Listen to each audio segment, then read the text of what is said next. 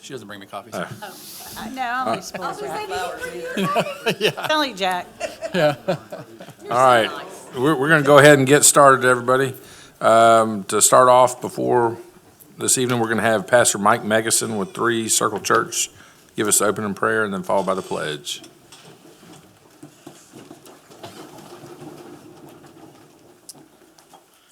All right, well, let's pray together. So, Father, thank you that we can come to you as Father, our Heavenly Father, who made us, who loves us with a love as great as you are great.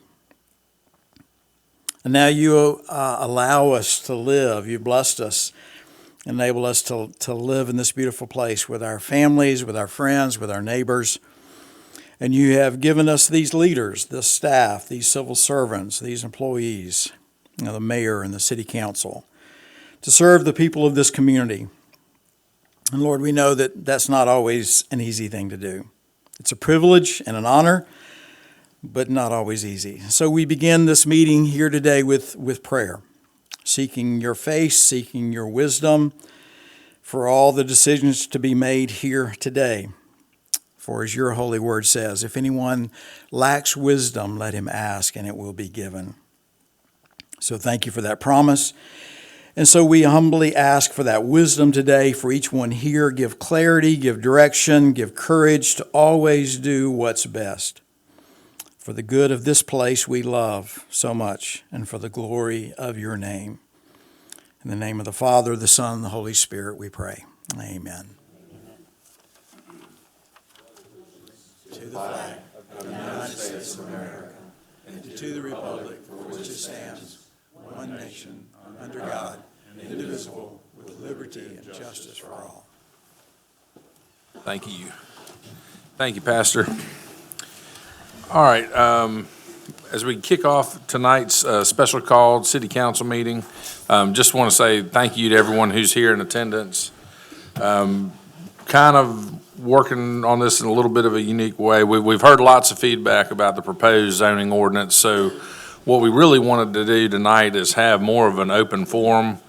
We're going to have, I guess, more listening opportunity than anything, but we do want to touch on each item. We have put an agenda out. The agenda is what we hope to cover. I don't know that we're going to get through everything because I am going to try to put a hard stop on the meeting at 8 p.m. Hopefully we won't go that long, but we want to make sure we give people time to speak. So what we're going to do as we get to each item, Hunter might give a quick brief overview. Here's what we were thinking, and then we're going to open the floor to public comment.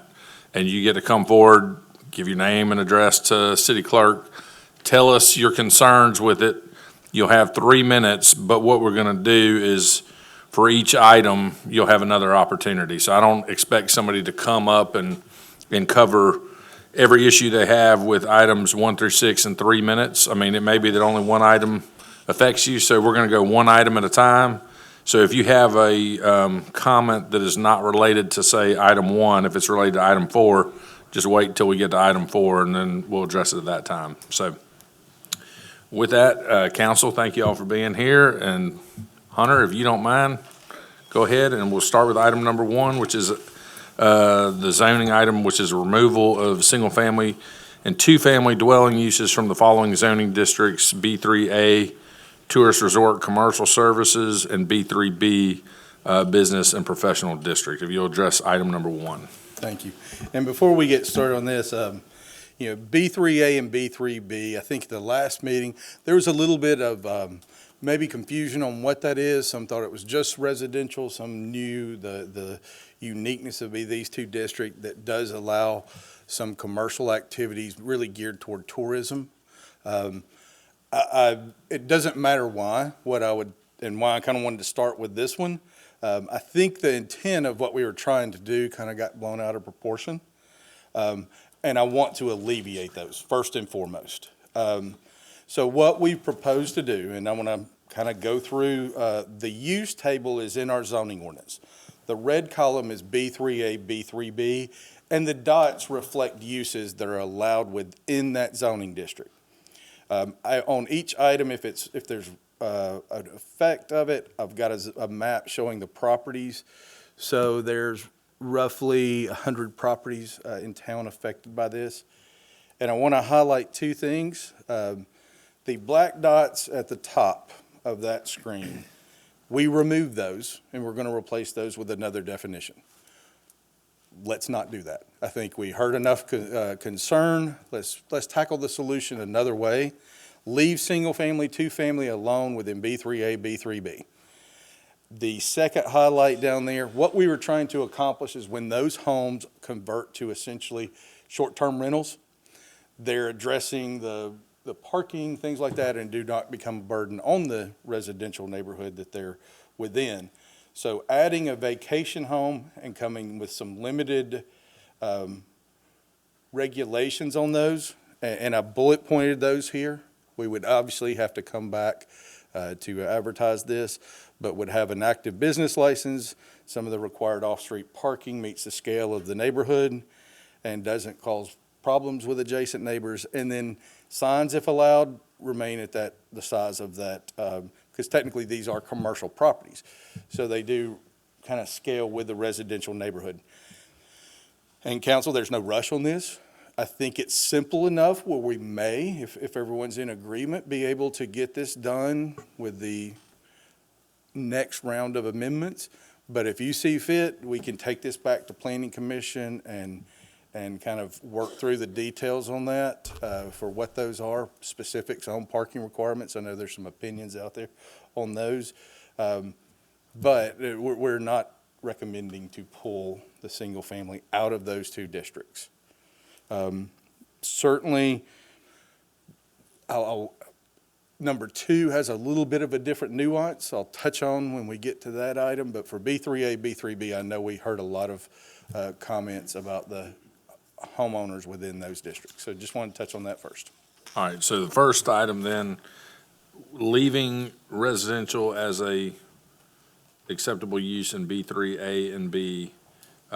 So not going to create a non-conforming issue, just leave it as it is, and hopefully that addresses that bucket of concerns. Council, any thoughts, comments on? Yes, sir, I'd like to say that, this was one that we heard from the people loud and clear on. A lot of you may be here specifically for that, and maybe if not only one, maybe number one on this agenda and number two.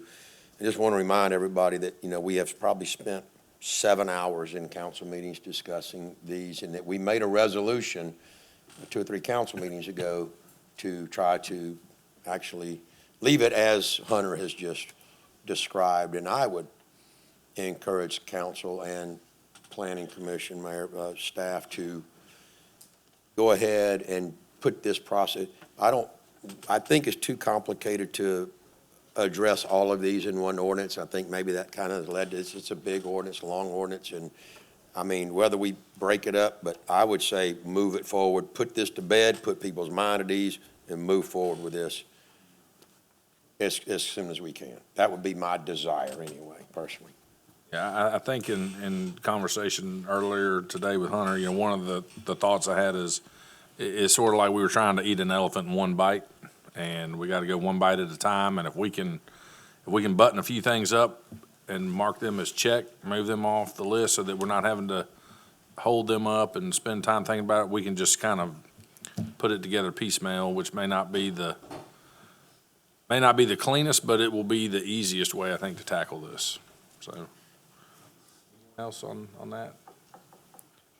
All right, with that information, is there any need does anyone wish to speak to that on the B3A and B, even though, okay.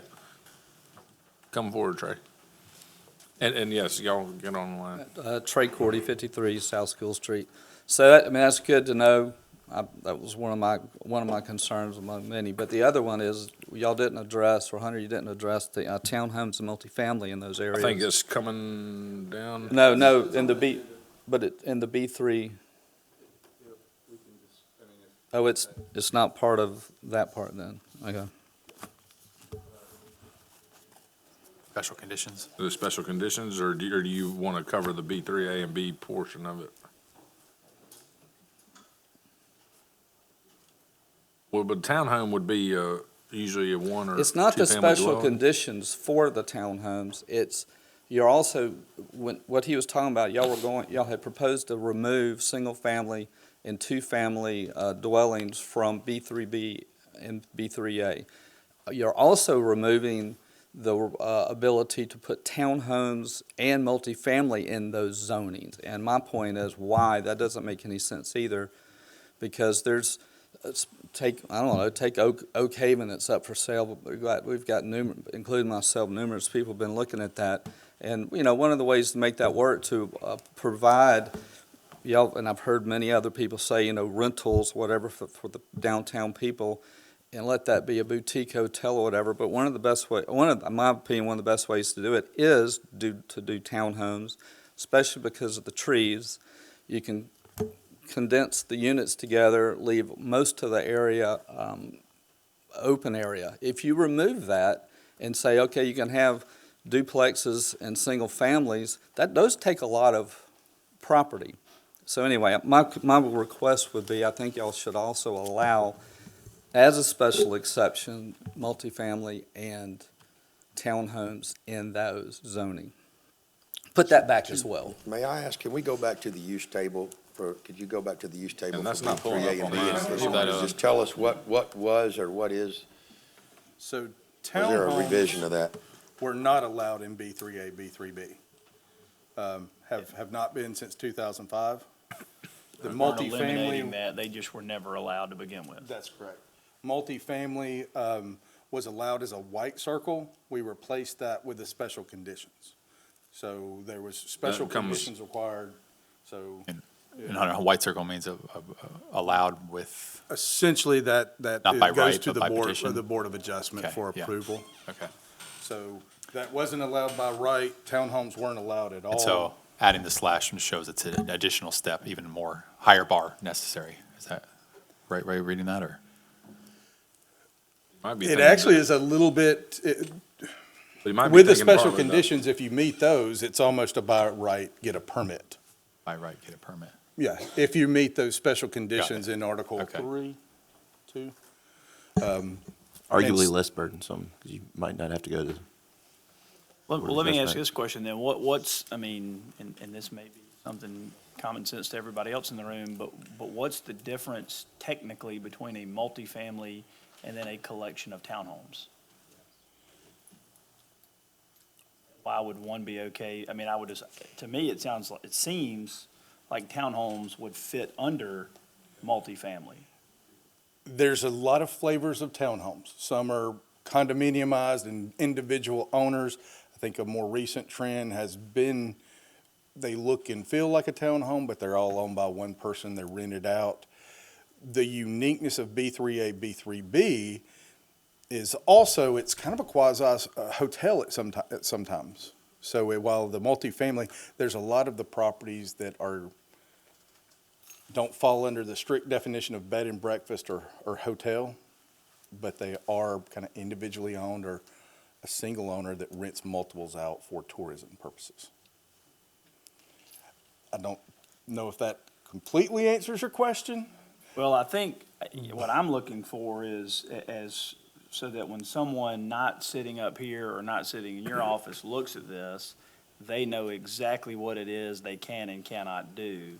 And I feel that with there being this sort of limited use or special use exemption, that creates an opportunity to create the narrative that it can be whatever you want it to be, with these quote flavors that you're talking about with townhomes. Can I make it multifamily when it's really a townhome, or am I building a townhome that doesn't fit that special exception?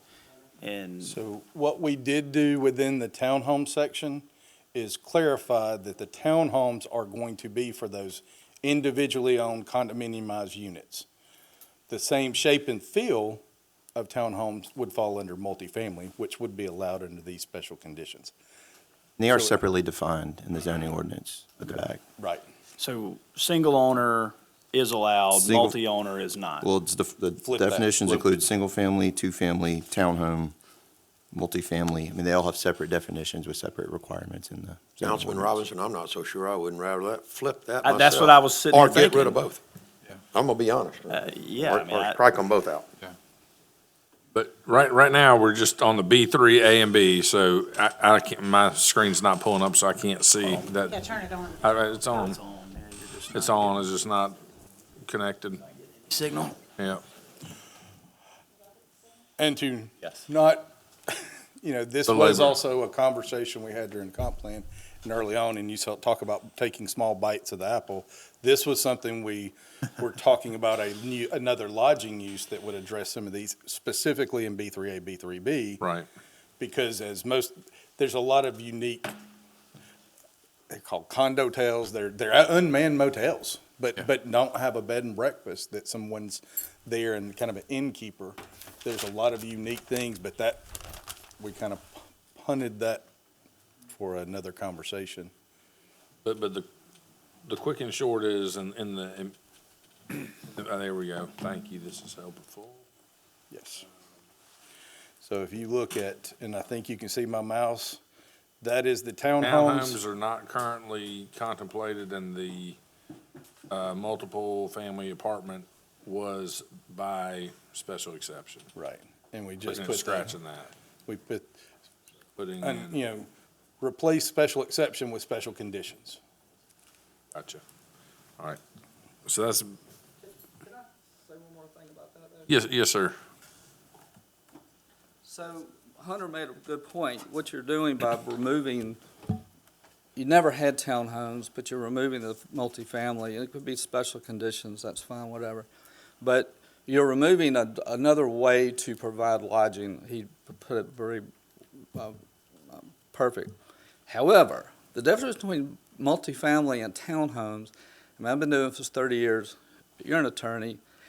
Townhomes are set up to where you have 2 units, they're snapped together like a duplex, and you actually subdivide the property and you can sell them off and you own the land below you.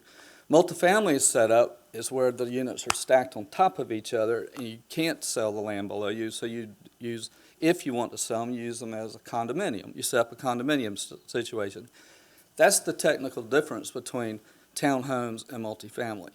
I would think you should add townhomes back into a use in the B3A, B3B, and keep multifamily, because it's just another way of lodging. People, I talk to a lot of people, it's like he's saying, you build these, there's a bunch of new things, Lucia Blue and what Brian Britt and them have done recently, they're little houses, and I think you should keep that, that's all I'm saying. Ray, let me ask you, an example of that then, because I'll make sure that I don't contradict myself, because I may have.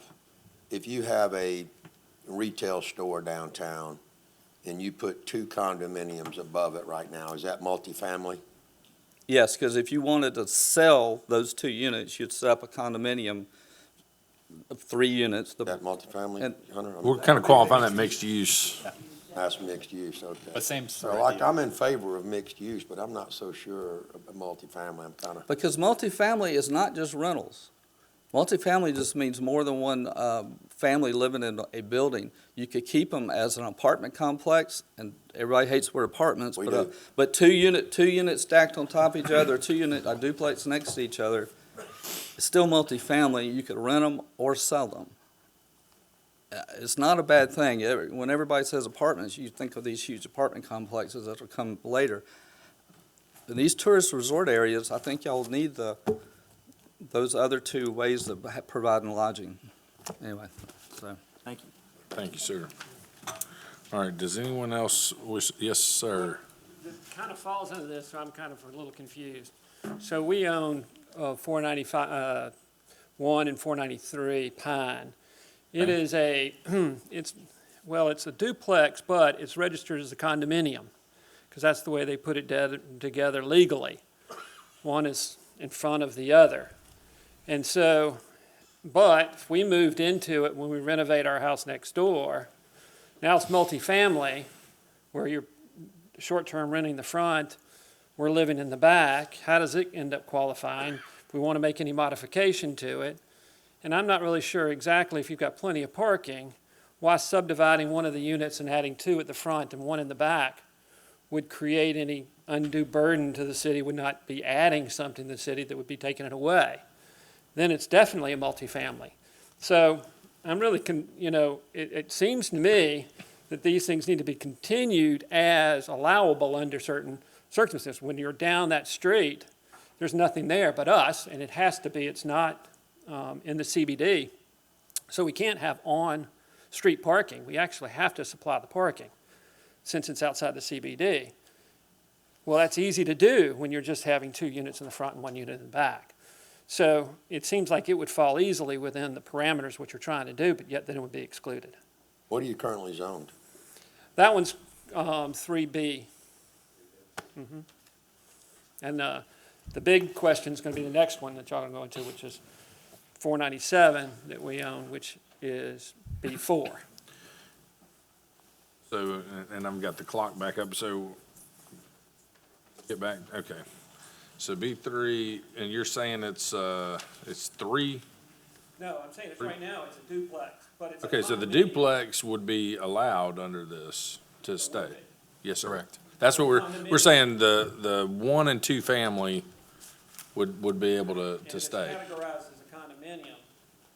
If it's categorized as a condominium and could have separate ownership, then that would be under single family, I would think, rather than. It's the structure, 2 families can be in the structure on the property. Yes. Completely legal, whether it's one owner for both of them or Right, so it would be. condominium and individual owners. You just can't subdivide it any further. Correct. If you would, give your name, please. Jimmy Prestwood, 54 Fairhope Avenue. Thank you, sir. Hunter took the fire out of my speech.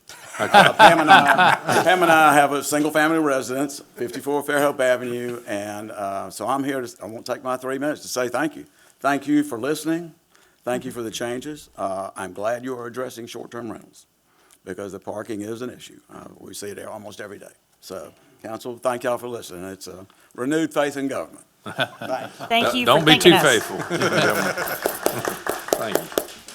All right, yes, sir. Yeah, Mac Walcott, 1 South School Street. I had a question for you guys. I looked in the comp plan in preparation for tonight, looking to understand the ordinance better, and it was a fascinating read. I've really gotten into it. But one question I'd ask you in all the topics tonight is to ask the affordability question about each of these changes, because if you look in the ordinance, it refers to our planning principles, and it said if we have questions or we stray, we should always return to our planning principles that are in here. And one of them on page 22 is affordability. And the theme of all of these changes is less of this, less of that. And I'm curious what y'all think, how that increases affordability. And the real question is this document intended to be the 10 commandments or the 10 suggestions? Because, it's not, if there's not consistency or applicability to it, why have that section in there? Because I'm not seeing affordability yet in any of these ordinances. So each time we talk about it, if one of y'all could say this addresses the affordability section of our planning principles. Thank you. Thank you. All right, anybody else on item number 1?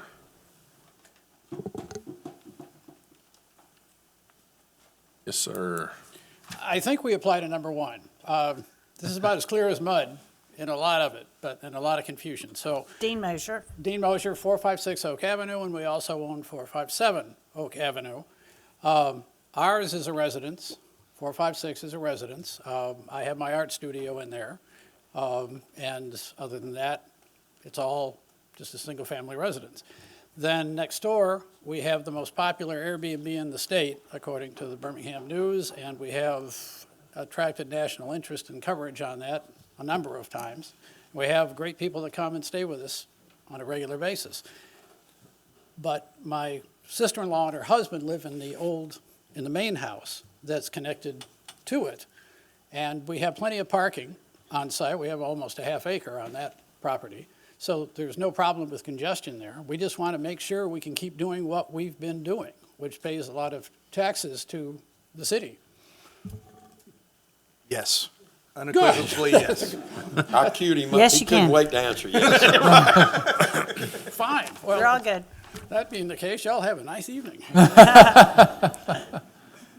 I I do want to mention something on that, because one of the reasons we were trying to create that definition, there are some homes in here, in this area, and we've talked to a lot, that are currently non-conforming, that have limitations. And we wanted to actually provide a way to grant some variances to some of the historic homes. Doing this, we did talk to our historic commission, and I think we're working with them to find out ways where we can grant variances for historic homes that will continue to be a contributing historic home as a target for the future. Anybody else, or should we move on to the next? All right, we're going to move on to the next item. I just had the one question. So is this being proposed, as we're saying, with the vacation home being an addition on there? That would be the. Are we going to talk about that later on, or is that? For now, this one's That leaving. that was it about all alone. I had on there. So Okay. we can certainly talk about that in future council meetings. I gave you the bullet points. There's really not much more we were thinking to add to that. It's just getting the technicality. You got to get a business license, provide for parking, and not be a nuisance on neighbors. If welcome any future conversations I guess, about it. what provide for parking means what? No, I think it is. Right now, That's we're what I just think. we're letting 1 and 2 family continue operating as they have been. We We're can not do it changing however, that. council, yes, we were not changing changing that. We can add the vacation home in. It's not a burdensome for us, planning Yeah. department. But if you want to send it back to planning I commission. think it we makes come do sense to that. add it in there. I was just curious, what is, when you say provide parking, what does that mean, technically speaking? And that's the details that, you That know, we would need we to flesh weren't here, we don't have that fleshed out, and certainly want input from there. We've talked about different ways to do that, use that mechanic on sleeping occupancy versus number of rooms. We've gotten some guidance from a lot of our neighboring cities that deal with tourism more than we do, and they've had some creative solutions, because when you see a floor plan, a laundry room can all of a sudden have 4 bunk beds in it. Yeah. So looking at what that sleeping capacity would be the ultimate answer. Well, Mr. and Moser tied sent to us a that. good email with, I think it was Savannah. He had some good, regulations in Savannah, which obviously is another big city, like the historical homes, right? Where they have short-term rentals and sort of different rules around. And I like the idea of an owner-occupied short-term being different than a investor-owned short-term rental, how that can be treated differently, so. Yeah. We looked at that, there is some language, hosted versus non-hosted. Right. Really the way our zoning districts are and where they apply. At the end of the day, it's more focused on not creating nuisance for neighbors. Yeah. But I'll certainly, we're happy to entertain. We've got kind of the research on both of them. What I can do is, we've kind of got a draft. I'll send that after this Great. meeting. Thank you. And if you've got any feedback, certainly there will be advertisements and public hearings, or we can take it back to planning commission through that cycle. Yeah, if you want. Council President, I have a question. Yes, sir. Procedurally, there was some discussion when the ordinance was brought up for final consideration as to whether we table, whether we vote it down, what's the strategy? And then there was some talk about expediting some of these components. If we decided to adopt the ordinance as you presented it tonight, which is just a couple of very slight changes, right? And the things that impact people the most, hearing you as well, Mr. Cordy, but there's still some multifamily in there. If that was left in, can that come back to council quick? Or you mentioned going back to planning commission, and I thought that there was a way to expedite that. And Chris, you gonna answer that? Sure. So and I was actually going to clarify the procedure for everybody, just for everybody's benefit too. So Hunter touched on it, but regardless, if you were moving forward with zoning text amendments from tonight, it will have to go out for advertisement, newspaper, publication, come back before you, another opportunity for public hearing. Sure, but it didn't necessarily have to Path go one. that 2-month delay by going to planning commission. Correct. Path 2 is, and I think some of these items, it makes sense to send Depends on back the to item. planning commission. Yeah, I agree. Deny it, send back to planning commission, it can start over. Or if there's a completely new formulation of something that the planning commission hasn't, even been brought up to speed yet, send it back to planning commission for their review, recommendation, and approval to come back kind of path to. But at least for items 1A and B, 50 people can go back to their life before the summer, and not have to worry about whether missed a Right. council meeting. or Could not. no action on that is the outcome they were hoping for, and so no action leaves things status quo as they currently are. So, So really, the decision there is, do we want to add the vacation home within there, advertise it that way, or delay that to going back I to would think planning? to it. But to Councilman Burrell's Here. point, they don't need Yeah. to spend the entire summer monitoring classified section of the newspaper, worrying about whether this is going Single to family impact and their two house. See what family, we're if you take proposing no is to action, keep it the same, that would right? be left alone, essentially. All right, let's Thank you, Hunter. jump in with item number 2. This is the removal of single-family, two-family, and townhouse dwelling uses from the following zoning districts: B1 local shopping, B2 general business, and B4 business and professional district. And Hunter, you've got a slide show on this one, Just right? real quick, there's the definitions if we need it, where B1, B2, and B4. Little different flavor. So the way we discuss this and kind of have a slide here from the comprehensive plan, and at the end of that, the team we hired, Near Schaefer, Walker Collaborative, Common Ground Design, that's architects, planners, engineers, and Randall Gross, even the economics development. That first sentence of the policy revisions was to eliminate single-family and two-family homes from the commercial districts. So this wasn't a reactionary. This is kind of, I think this was adopted in 2024 and had 3 years of public meetings and a lot of feedback for that. Because B3A and B3B are a little unique commercial districts, I want to touch on those individually. But going back to the map, this is, as you can see, peppered around Fairhope. You see central business, you obviously see Greeno Road and a lot of the newer commercial areas. I think it's very clear, I didn't hear any negativity of commercial properties on Greeno Road or 181.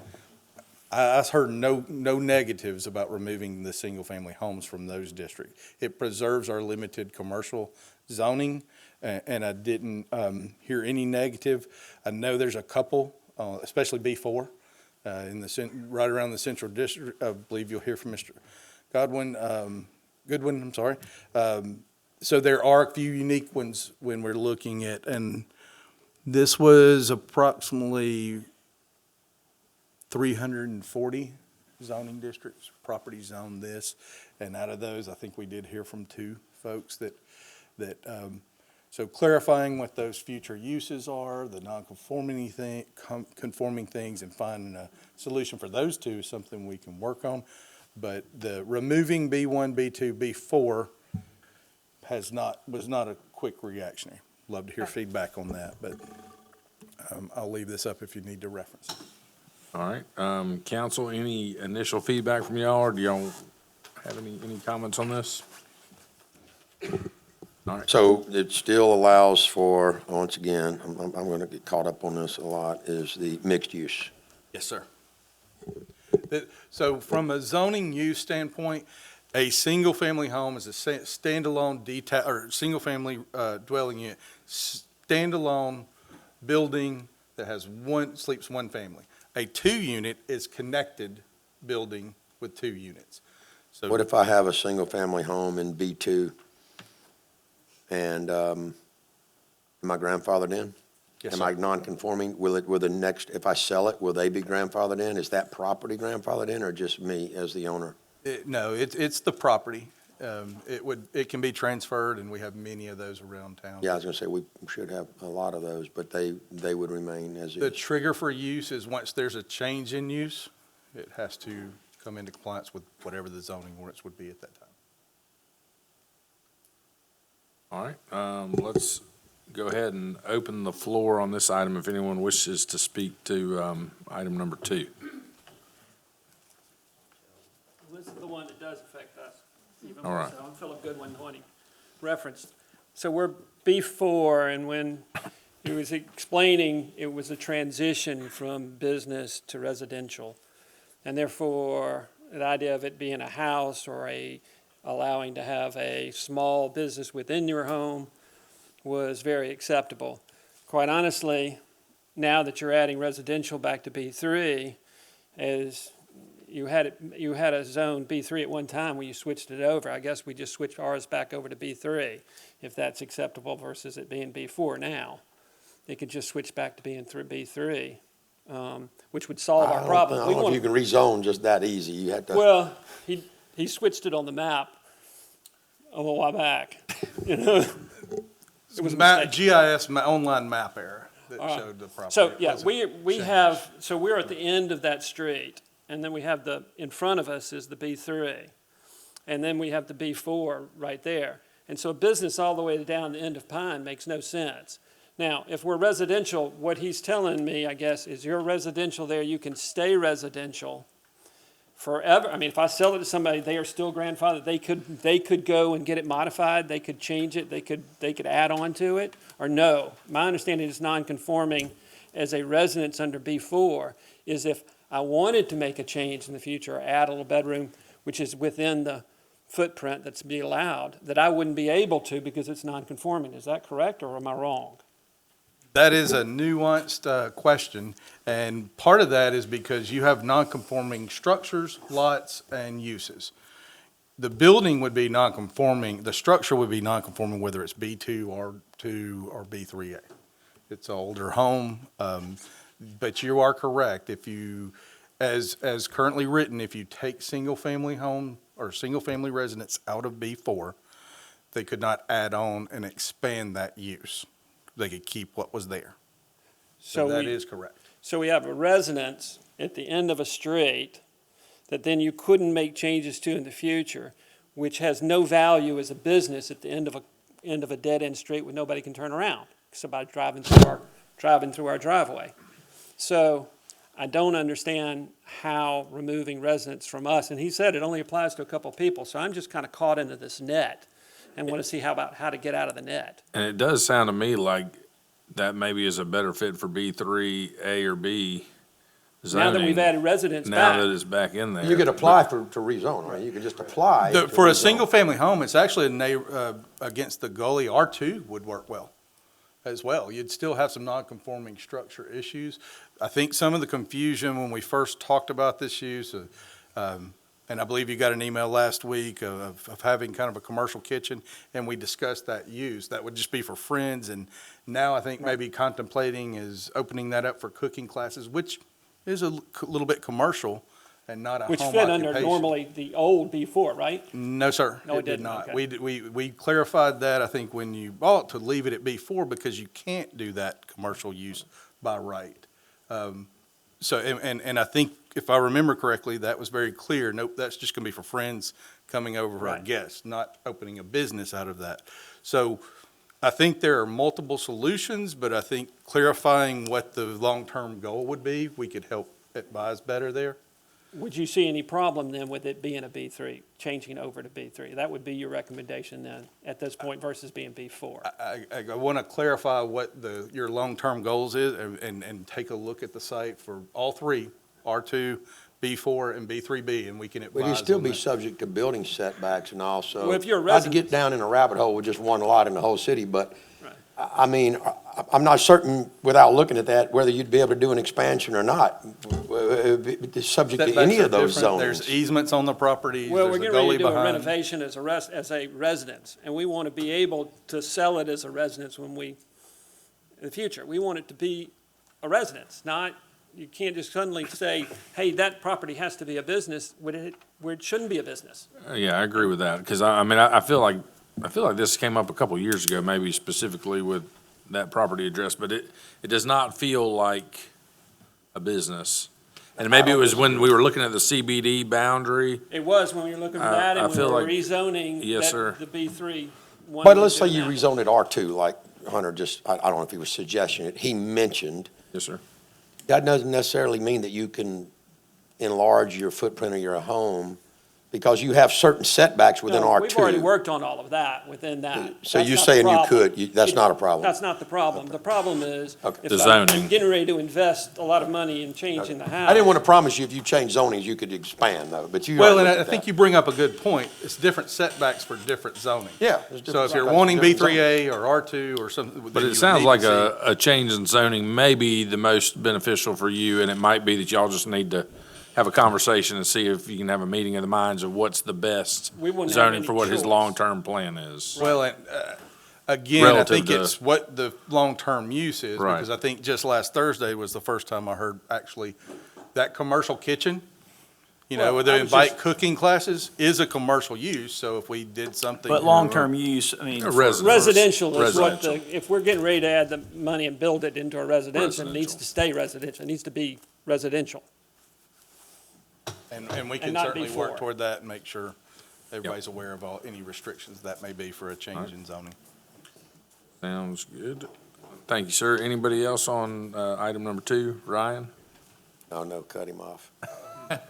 Didn't get here fast enough? Remember, Ron, you only have 3 minutes. I'll try. Ryan Baker, 460 Dogwood Avenue.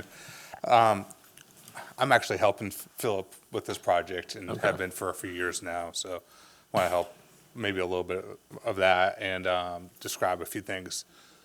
There's always complications. Every property has unique features to them. There's another building on his property already right now that's a guest house, and then you switch it over to be a residential, all of a sudden that's going to be non-compliant. It's like you have a non-compliant situation, and I know that's going to turn into something different when you go to rezone.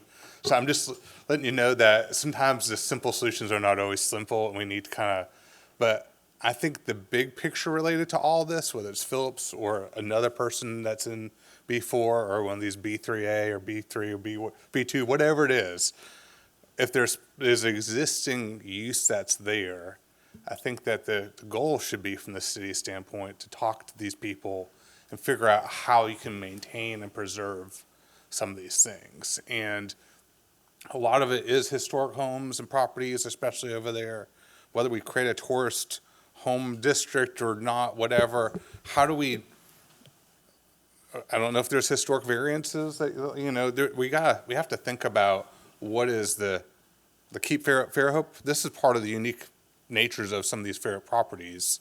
And Phillips' property is kind of weird because across the street's all B2, all around him is B2. He's a little pocket, and then he's got Dean's house behind him, which, I mean, it's a unique little pocket there, and he's got 3 properties that are just outside the CBD, and there's nothing else outside the CBD, and, parking is a weird thing, so, like, you have all these and when he came to get it rezoned is because for short-term rentals, and those properties were not allowed to have short-term rentals at that time. So there was a whole lot of weird I'm just saying, each time you try to change one thing, there's a little bit of ramification Well, to something else. and there's no way to do this with that and get 100% of the properties to align perfectly in some type of And that's why I'm box. saying is, maybe what I'm hearing y'all say is, well, maybe we can rezone this, and that's great. That's a But they great need to idea. talk and Yeah. see if that really makes sense or not. That's right, but Yeah. maybe we need to say, okay, well, if we're gonna rezone this, because this is the best use at the end of the day, let's figure out how we can keep everything, even if there's a different kind of nonconformity, because that's usually what comes up. Oh, if we rezone it this way, now you can't do this, now you can't do this. So you pigeonhole somebody, and you just kind of really wiped away a lot of their rights on their property. By changing one thing, you change all of their rights at one time, and they get stuck, and because there's already things that are existing. So we maybe need to be creative and be allowing, if we know we're taking away uses and rights, to figure out how to best preserve the rights that they have. I guess that's the big thing I want to say. Very good. Thank you. Yep. All right, anyone else? Yes, sir. This won't take long. First of all, what's a newspaper? All right. They've been gone so long, I'm not quite sure what they are. Hunter, I'll ask you, what is our 456 Oak Avenue classified as? It's my, B3A. other than strange, how is it? It's B4. It's B4. Okay, so everything's copacetic with B4 there. Sorry, there's 12,000 properties in the city. What exactly is the question? you're asking? Our home and studio is classified as a B4. And Is- his business and our home, are we allowed in B4 to have a business in our residence? When I read the thing, Yes. it looked like it didn't Yes. say that. The limited, B4 is professional and office, and there are limited uses allowed within B4, resident, commercial businesses. Okay, whether I'm a professional is up to question, but, and on the 454 over there, how is that considered where our Airbnb is? That's not 454, it's 457. 457, excuse me. I think we covered that one in item one. B38. You're good on Okay, that. we're good, okay. Sleep well that's- tonight, Dean. Yes. Any more questions? Would We're gonna need an everyone just autograph say- pen of the Battle of Mobile Bay, please. Now, that I can answer real well. So will everybody say all at once, "You're fine"? And You're we'll be- fine, Dean. You're good. Yes, sir. Two quick clarifications or questions. When a residence becomes a non-conforming use, let's assume it doesn't have all the unusual things we just talked about. The question that for Hunter and all of us, what can a homeowner do with that? Generally, in previous non-conforming uses, you're limited to the improvements you can make to it, like adding a bump to it for grandma and stuff like that. Would that be the case if y'all went forward with eliminating residential from B1, this second class, B1, 2, and 4? Essentially, the non-conforming structures, you can preserve what's there. You cannot expand that use horizontally or vertically. Okay, so I couldn't do a grandma bump on those houses? Because I'll be going horizontally with a grandma. I'll describe a grandma bump. It's adding a bump to the house to take care of grandma within the setbacks, within the thing. I couldn't do that probably. Correct? Yes, you can expand the I could not. building, so. So only the existing structure would be a non-conforming use, and you couldn't change it. Be a I'm sorry, just to be clear, non-conforming structure. So you can. A non-conforming structure. Yeah, yeah. All right, second question, just information. I think in the January presentation, we described approximately 40 homes in the B3A and B3B and approximately 50 total in other business zonings. Does that sound familiar? Yes, sir. 38 to 40 was the B3A and B. Right. So Remember that there's, number. so this next category of items, item 2, it affects approximately 40 homes, let's 40. say. Okay. And so could we put back up the slide? I'm glad you got that one, on page 164 from the comp plan. Because I've read that one closely, and it's really interesting, the inference from that and the recommendation from these guys. But it basically says that single family is not conducive or not contributing or something to these business zoning, but yet multifamily mixed use and higher density are. By inference, it's saying that's what we want. We don't want the single family houses. We want to encourage mixed use, and read that and see if I'm reading that wrong, but I took that away. Well, that's what it's trying to push us to. And my question is the paradox of the ordinance and a lot of this plan. The mixed use and the higher density residential are higher density, Jack, and I know one of your concerns is less density. So in there, it's looking for more density, right, in the plan. Yeah, but it's preserving commercial space for commercial uses, I believe, is the difference. That, up to a point, right? So it would be commercial to a point. Well, but just another paradox is later in this proposed ordinance, we're making it more difficult to do non-CBD mixed use. We're changing the lot sizes, we're changing a lot of that. We'll talk about that. I think we'll address that, though. We'll talk about that later. And the same thing, it's making higher density residential more difficult. The ordinance is. The comp plan implies that we want more density and more of these uses, but we're taking it away in this ordinance. So that's where I don't read it that way. I think that the way I read it is, we want higher density within the city to be in these kind of more commercial nodes, but that doesn't mean we want to bring in higher density. We might want to reduce density in general, but you would want more density here than in agricultural area. that doesn't describe nodes, it describes business zoning in Well, general. Right, commercial district. The way I read it is that, as currently written, it doesn't make sense. And if it would make sense, if you wanted multifamily, that would make the most sense in a commercial district. But really, it's saying if you want to get to mixed use, which I think is where the comp plan is very clear on, that's what we need to move towards, mixed use. That's what you should go towards. So it's saying, like, if you're going to allow residential, you should have allowed higher density, not single density, because that doesn't make any sense, right? Yeah, yeah. So No, it was no, just sort of like, that's the where whole I'm thing going. doesn't make sense. So So if the plan wants us to do, mixed use. should we be encouraging mixed use by, instead of discouraging it, which we do later in the ordinance? Well, that- and if that- you take a look at the last part of that sentence, implementing place types was the whole concept of the comprehensive plan. And it had a multiple year implementation metrics that you need to work through each detail. And I think if you look through those place types and you look through the rest of the comprehensive plan, you kind of see the process there, but each step along the way is reviewed ultimately by our planning commission, our citizens, and ultimately decided on what makes it into a regulation. I think the village nodes and village districts were the historic way of accommodating those. They haven't been used. Deprecating those, but leaving those reserved for what that becomes was kind of the concept of implementing those place types. So the question then is, why do this now before the place types are implemented? And then the second question is my affordability. How does removing creating uses that are non-conforming, turning people's houses into a different status, and in the ordinance, inducing or encouraging a lower density mixed use that currently exists, so we're getting less of something on both fronts. How does that, I'm asking that, I'm looking for answers. Where's the affordability component in that?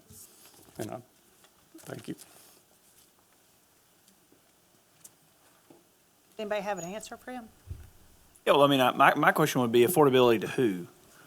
Affordable to the landowner, to the purchaser, to the developer? I mean, I think all those things matter. I mean, when you're looking at each one of these pieces of property and you're looking at each one of these zoning changes, I think we're looking at it, or I think I'm looking at it from a bigger picture, and that is impact on the community as a whole, not for the landowner in particular. And so I think that's got to be part of this bigger picture. And so when you say affordability, I ask you who specifically. It's in here, I'm looking for it. I think it has a definition of that. Will, and I would just also note that the comprehensive plan does mention affordability, but it mentions several other goals that you just hit on in combination with the zoning ordinance and state law, which allows you to look at density issues, environmental impact, which goes to erosion, which goes to congestion, which goes to open space. And so taking one piece of one part of the comprehensive plan and trying to ask for how all of these things fit together might be a little disingenuous when you have several other goals that you're trying to match and several other objectives you're trying to accomplish as well. And Hunter, thank you for that, Chris. And Hunter, my other question to you would be, as far as non-conforming uses are concerned, there are, I know this from my meetings with people in the community going back 10 years now, that there are hundreds of current non-conforming without any changes to any regulation whatsoever.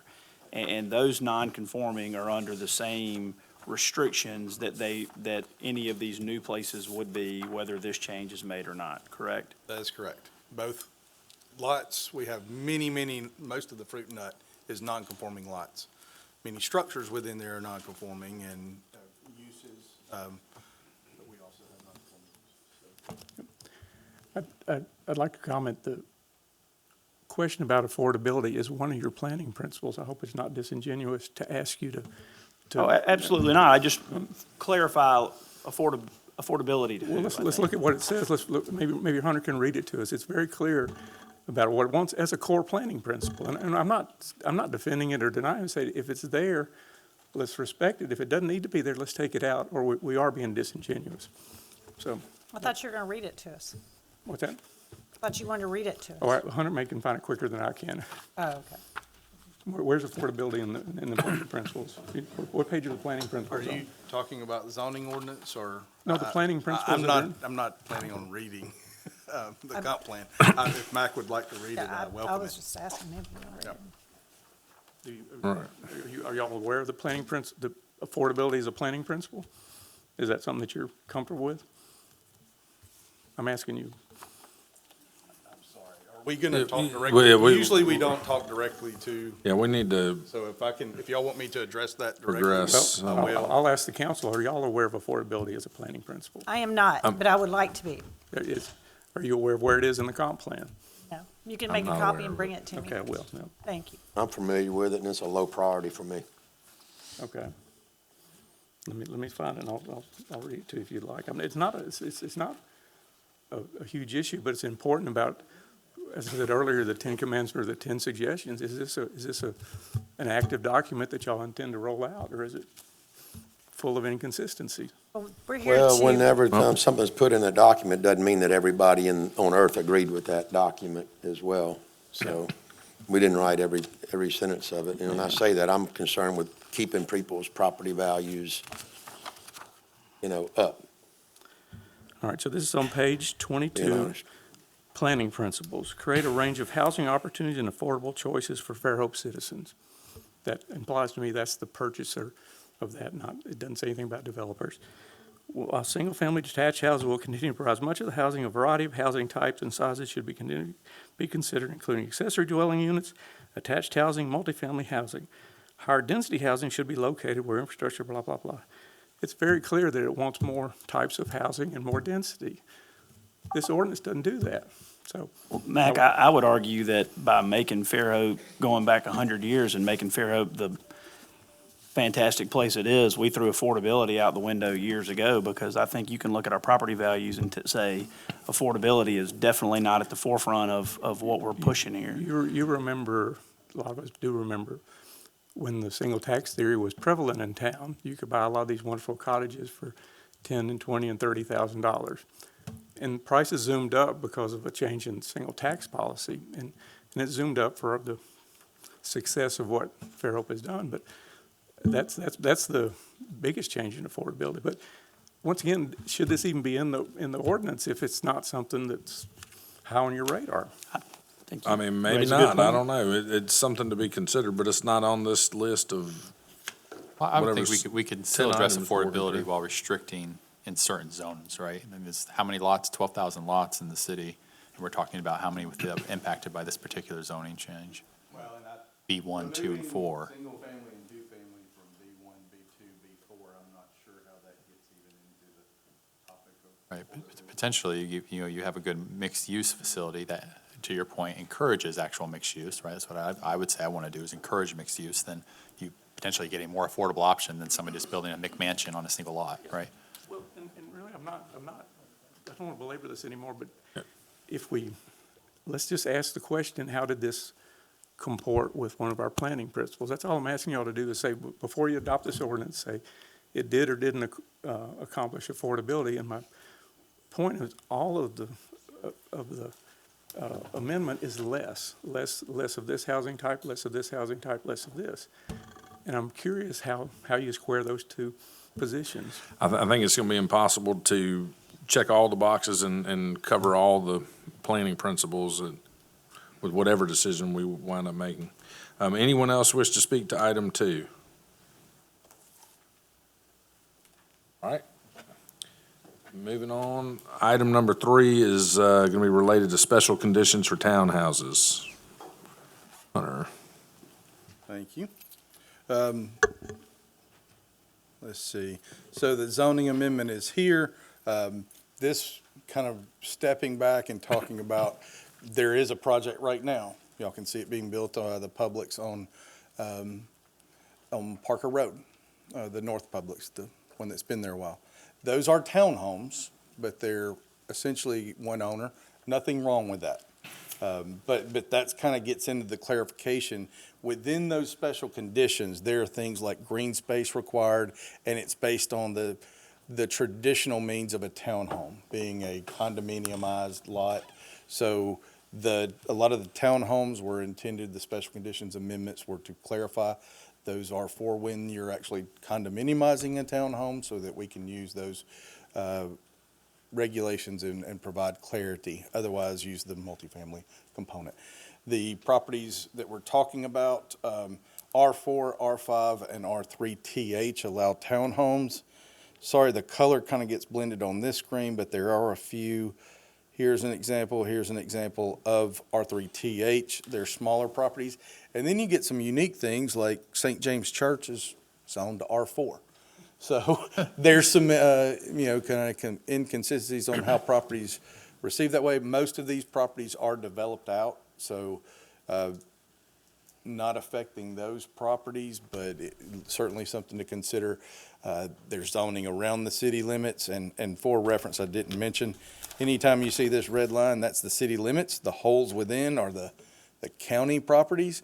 There certainly have been some zoning cases with the county that allows some of the multifamily, and as they annex in, typically we're looking at what's the most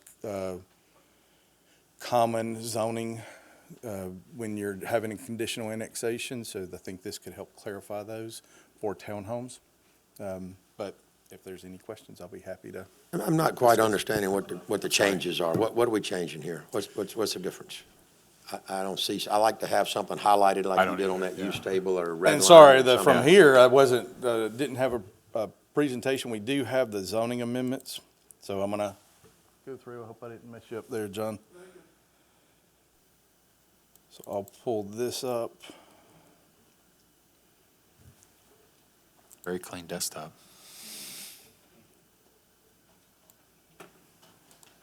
Sorry.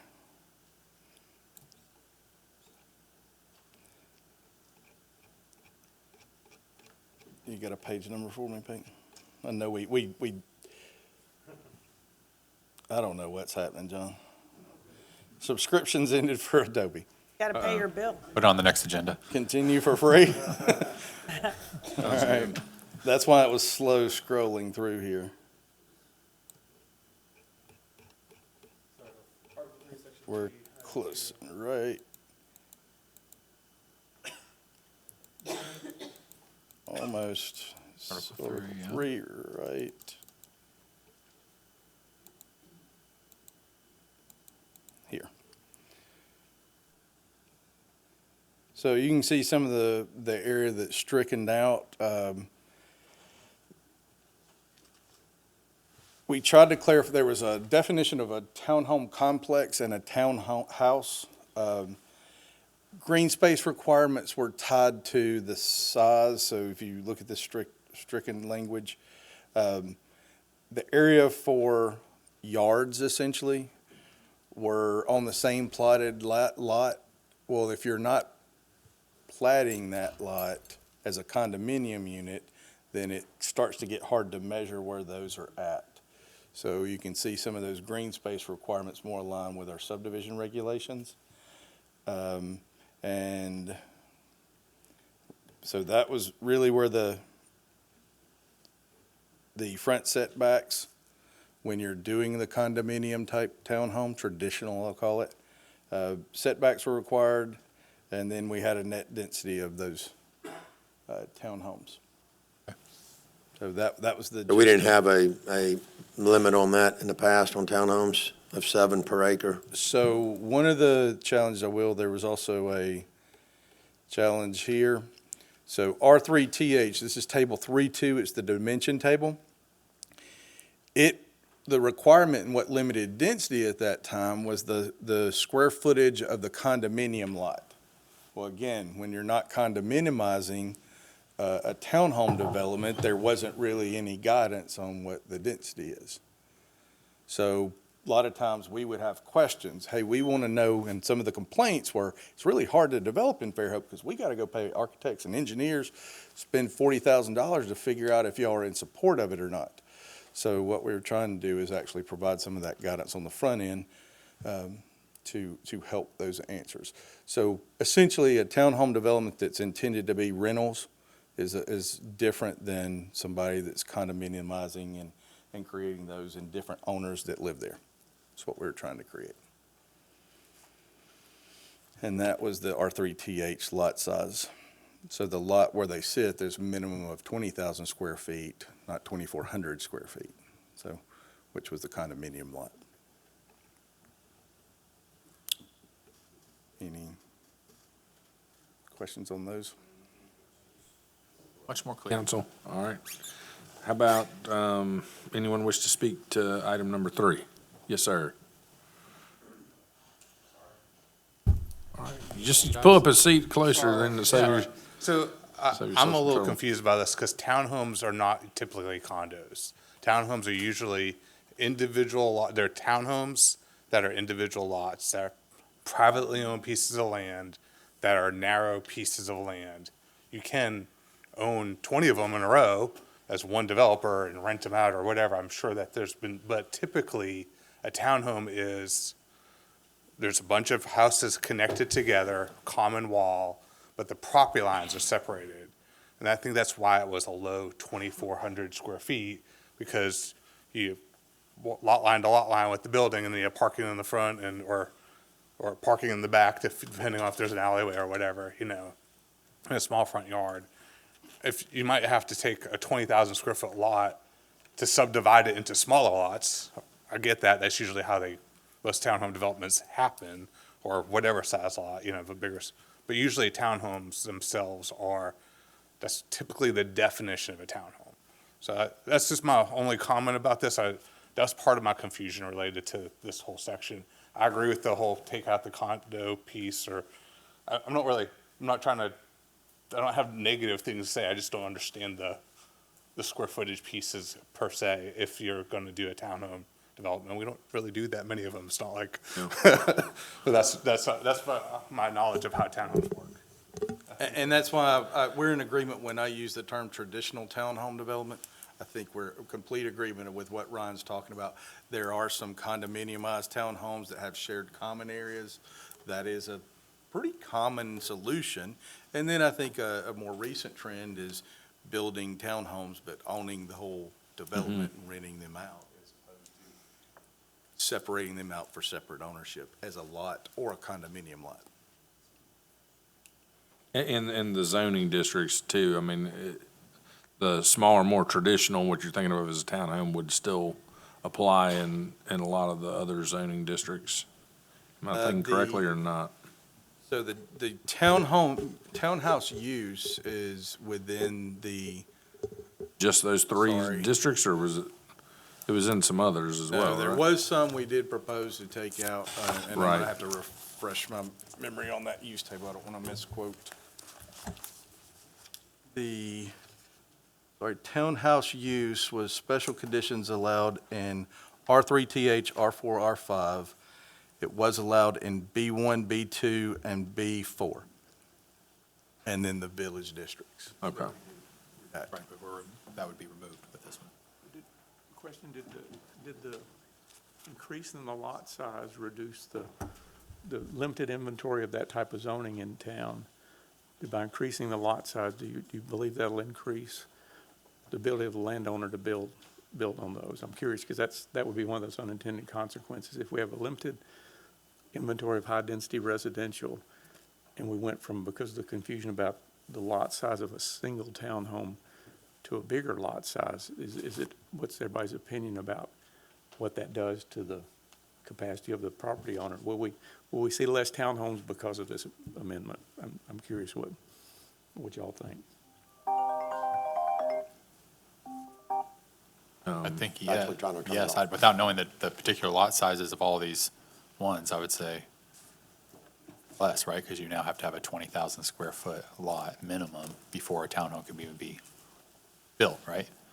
Well, in that You one. couldn't subdivide subzone. on a 15,000 square foot lot, for example. It'd have to be a As 20,000. written, no, and Right. that's probably our most common residential lot size, 15,000 square Yeah. foot. So yes is the answer. Yes, it would limit it more. It would reduce the ability for townhomes. Well, we'll see in the other areas. Yes, sir, Trey.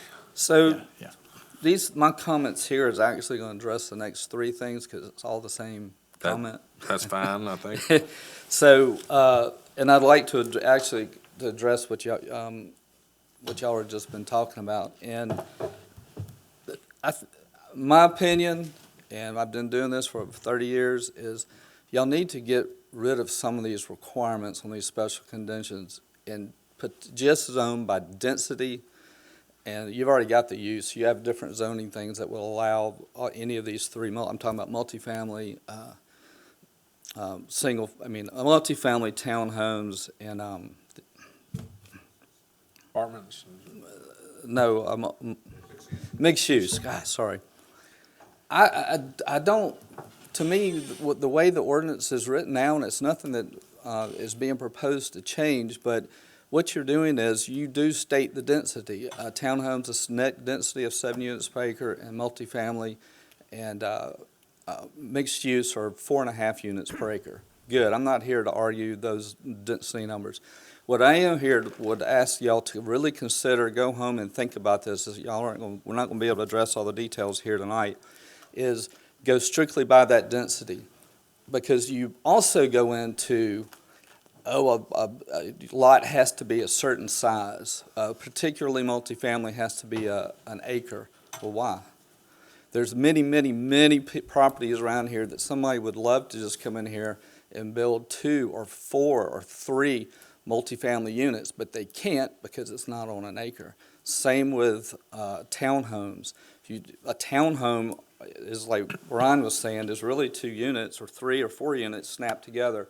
A residential home builder, I can go in there and build up to 4 units per building, and I would build townhomes. You snap 4 of them together, and it's called a townhome. But I can't do that because it says I have to have 20,000 square foot lot to do that on. So I propose y'all take the limits of the size of the property, because it limits what you can do.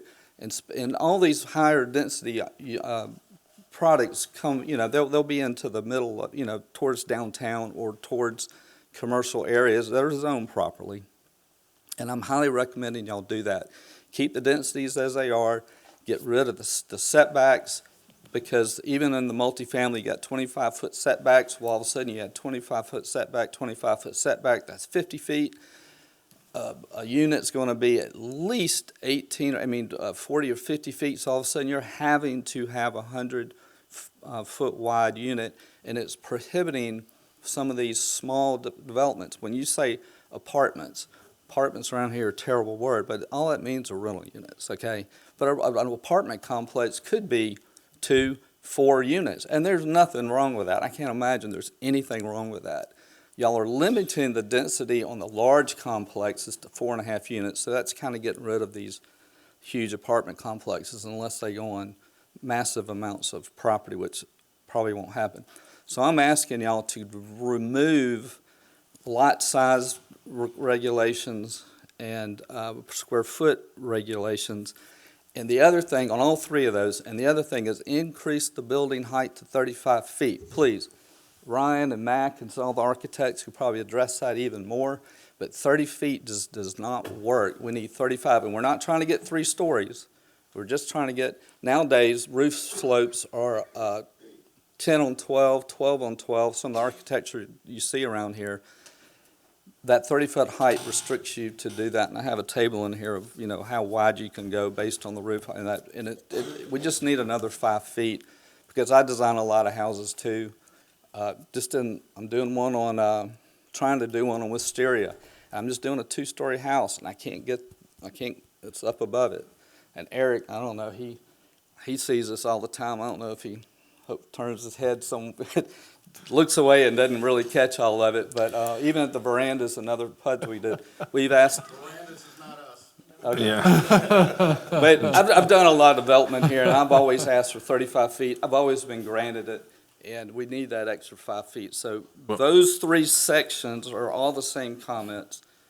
There's nothing particular about each one, so if y'all would consider that. Thank you, sir. And I know you've hit time, but one thing I would say, I'm certainly in favor if there's opportunities to say, hey, we're proposing multiple things that are overlapping and redundant. If there's a way to simplify and have one driving component, I'm certainly in favor of that. I guess if you're tying this, and I'm looking at Hunter because I'm talking to Hunter, but if you're tying this to units per acre, then lot size isn't as relevant if I'm thinking about this correctly. Again, we go back to those principles when you're thinking about multiple things. So that's what green we're trying to space, encourage. Environmental, drainage, stormwater, the vision, the look from the road, all the setbacks, all of those things come into place. And it's a balancing act. I don't have the magic solution there. But that's that's probably the challenge of just going to density and use. You don't have a predictable end result because everyone that comes, well, I'm gonna build up to the front, I'm gonna build in the back side of the lot, I'm gonna fill up the lot with, 5 bedrooms, and somebody might say, I only want 600, and not gonna fill up the lot. So there is another component to get a predictable end result you're looking at with zoning. What that becomes, Also an ability for us to encourage or discourage certain types of building, right? I mean, just as a theory, we could, if we said, hey, we don't like townhomes in Fairhope, we could create a massive minimum lot size, but hey, we really want mixed use, there's no minimum lot No, size for that, mixed use, but right? if you don't want townhomes, then there's two ways to zone, there's combo zoning, it's use and density together. If you don't want townhomes, your zoning says can't have townhomes. You don't stop certain products on the market by limiting the size of the lots. You may not even have a lot, okay? Like Hunter was saying on the townhomes, he had some problems where they weren't condominiumizing or breaking it into each lot, so they were having a hard time to say, well, how many units can I have? Density, just zoning by density and use, but the density takes care of that problem. And it's so simple. It's so simple because you do by density, but then y'all go on and say, oh, your lot size has to be this many square feet and the lot width has to be this big. It's a puzzle. I don't know if any of y'all do puzzles. You might because you're an engineer. You know how it works. You get all that. But if you let us, the experts, I'm a developer, the architects, the builders, we know what the community wants. And by the way y'all have it set up, and y'all aren't the only city, all the cities do it this way. And it's frustrating and it limits what we can do. And what it creates is more PUDs, which we'll get to in a minute, but it creates more and more and more PUDs by putting these additional restrictions other than density, so anyway. Thank you, sir. Anyone else want to speak to, I guess we can throw item 3, 4 together? No, We're on 3 still. But I was just trying to address 3, 4, 5 together. Does anyone want to speak to 3? All right. Moving to the next item. Item number 4 is special conditions for multifamily / apartments.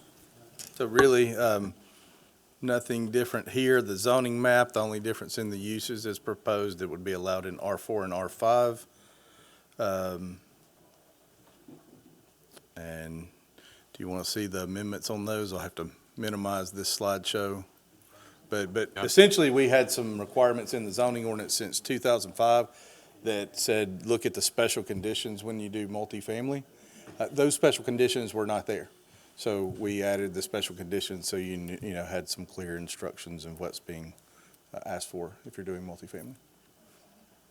Can you see it? I'd just like Yeah, I'd like to see it, please. Yeah. Yeah. Yes, sir. I'm going to minimize and bring this one back Thank you, up. sir. So again, R4, R5 used to say to 10,500 square feet for 2 dwelling units plus 6,500 for each additional. Because the special conditions are in some of the uses, we added those.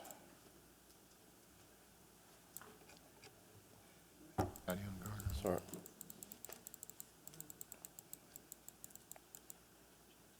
Here, where those requirements sit. So, it does talk about the density. It does talk about the site requirements and setbacks and maximum building area and maximum stories and height and parking, and then additional requirement for handling of garbage in service yards and things like that. That was the regulations we proposed.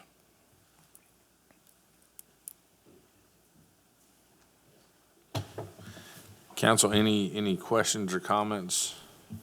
My only comment is, Family I'm apartment. fine with 35 feet. I saw that said 30 feet height limit on there. I'm just saying I'm personally fine with 35. But I'm one of 5. I'm leaning more honestly towards bringing heights down than increasing them. And I'm not saying from 30 down to 25. Aren't we at 35 right now? Or we're at, I know it Depends depends on on, what- depends what- on the area, right? Yes, depends on the area. But we're getting to building heights much later if we get, if we Sorry, get that I just far saw it tonight. flash across there, so. Yes. So, would anyone like to speak to item 4 from the, Larry, how are you, sir? Well, how are you? Doing good. Larry Smith, 9969 Windmill Road.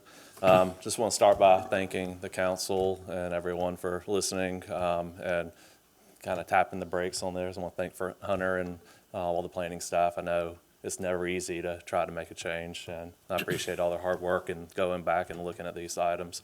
And I want to say that I've read the audience tonight. I hear apartments are a bad word, but I do want to question the need for all the red. If someone could go back to that zoning map that was associated with R4 and R5, there are very limited properties within the municipal limits right now that are zoned R4 and R5. And if I can approach the council, I'll give you all a list of those properties. These are the properties that are zoned along with their current uses. As you Thank can you, see, sir. they're pretty much sure all but one of them are already developed. And that one's St. James Church. So I don't think they're gonna. Yes, absolutely.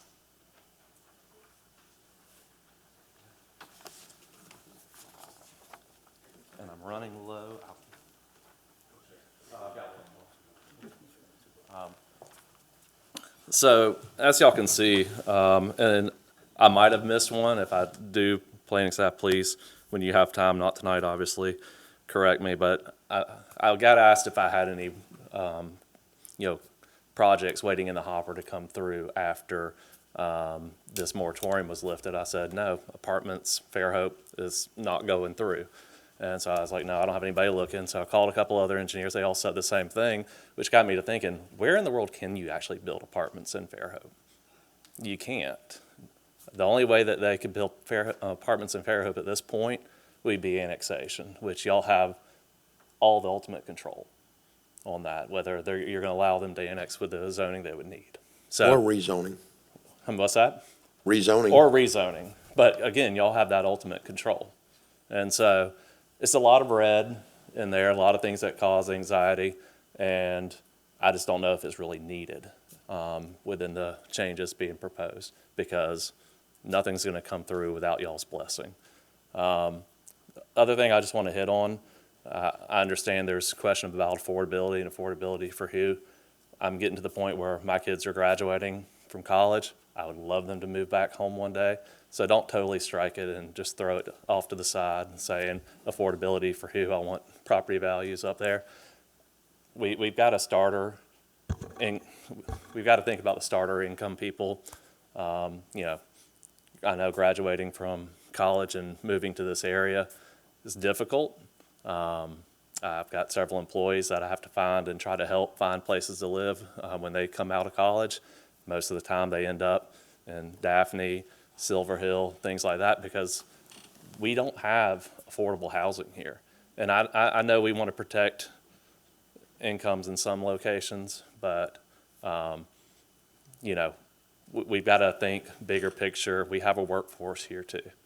So I just like y'all to take that into consideration and not just throw off affordable housing and say that it's not something that's a goal for this city.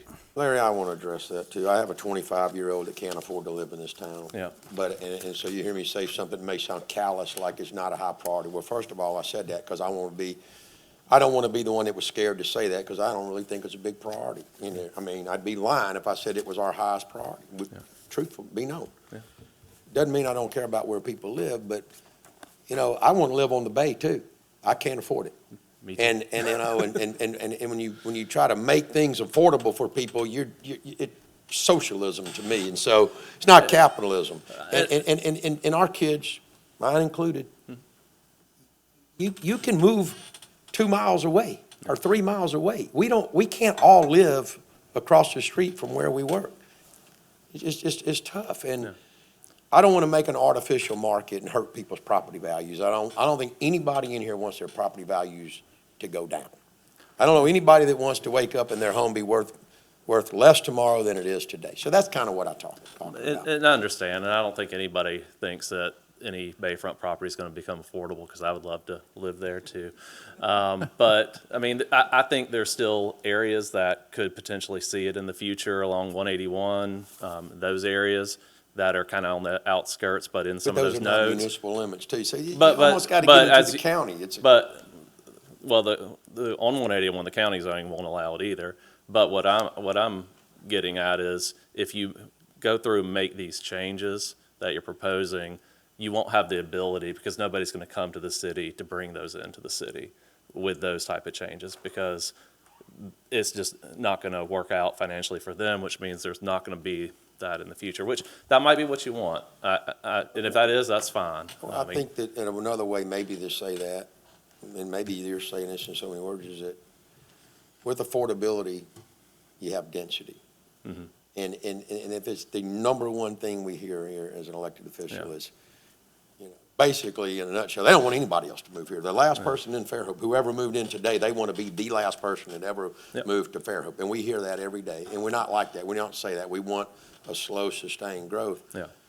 But when you hear affordability, it conjures up images of large apartment complexes and, large housing, tract houses or whatever. It conjures that image up. And I think that there's maybe a negative connotation for most Fairhopers that's what it's doing it's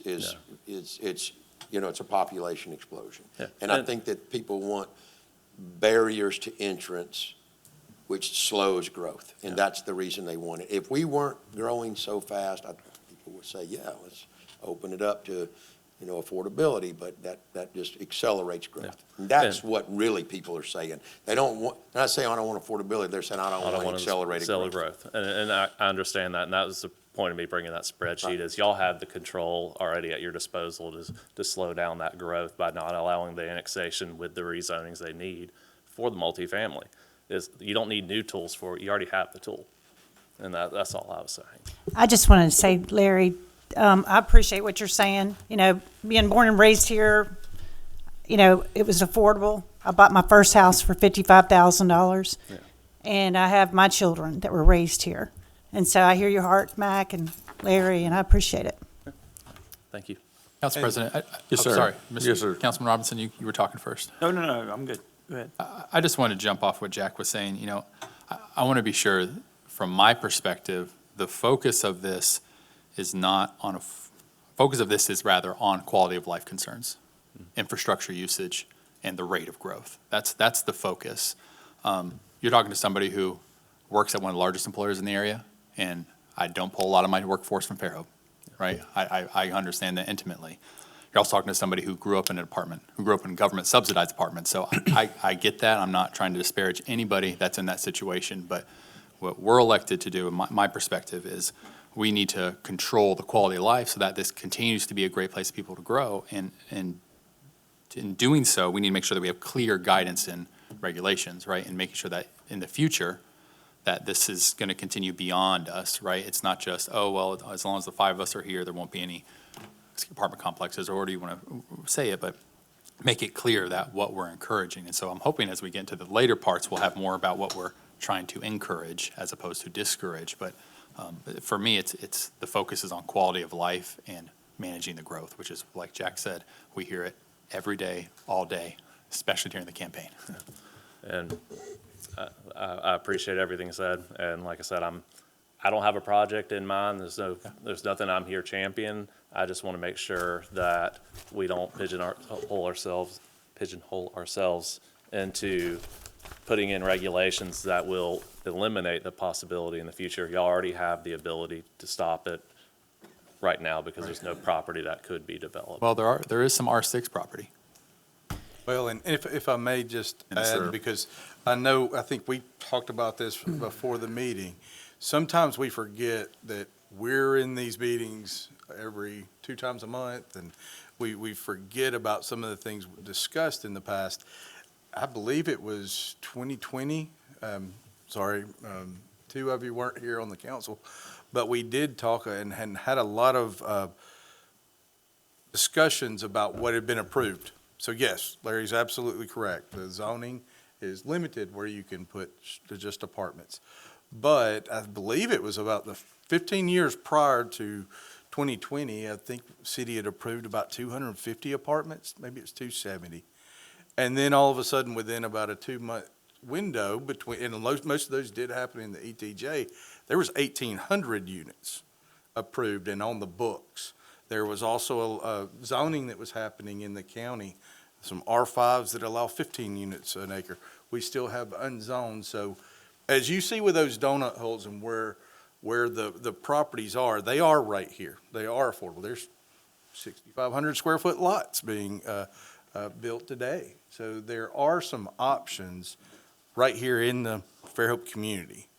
And I think we did talk about some of those things and that there is a solution for some of the affordability being met. Oh, goodness. Yeah, and Larry, to sort of piggyback on what you said, I mean, I hope it didn't sound this way, but I did not intend it to sound flippant by asking affordability for who. Yeah. I mean, when I'm asking that question, sincerely, I mean, affordable for the property owner to develop more density on their property so they can increase the profit when they sell it. Mm-hmm.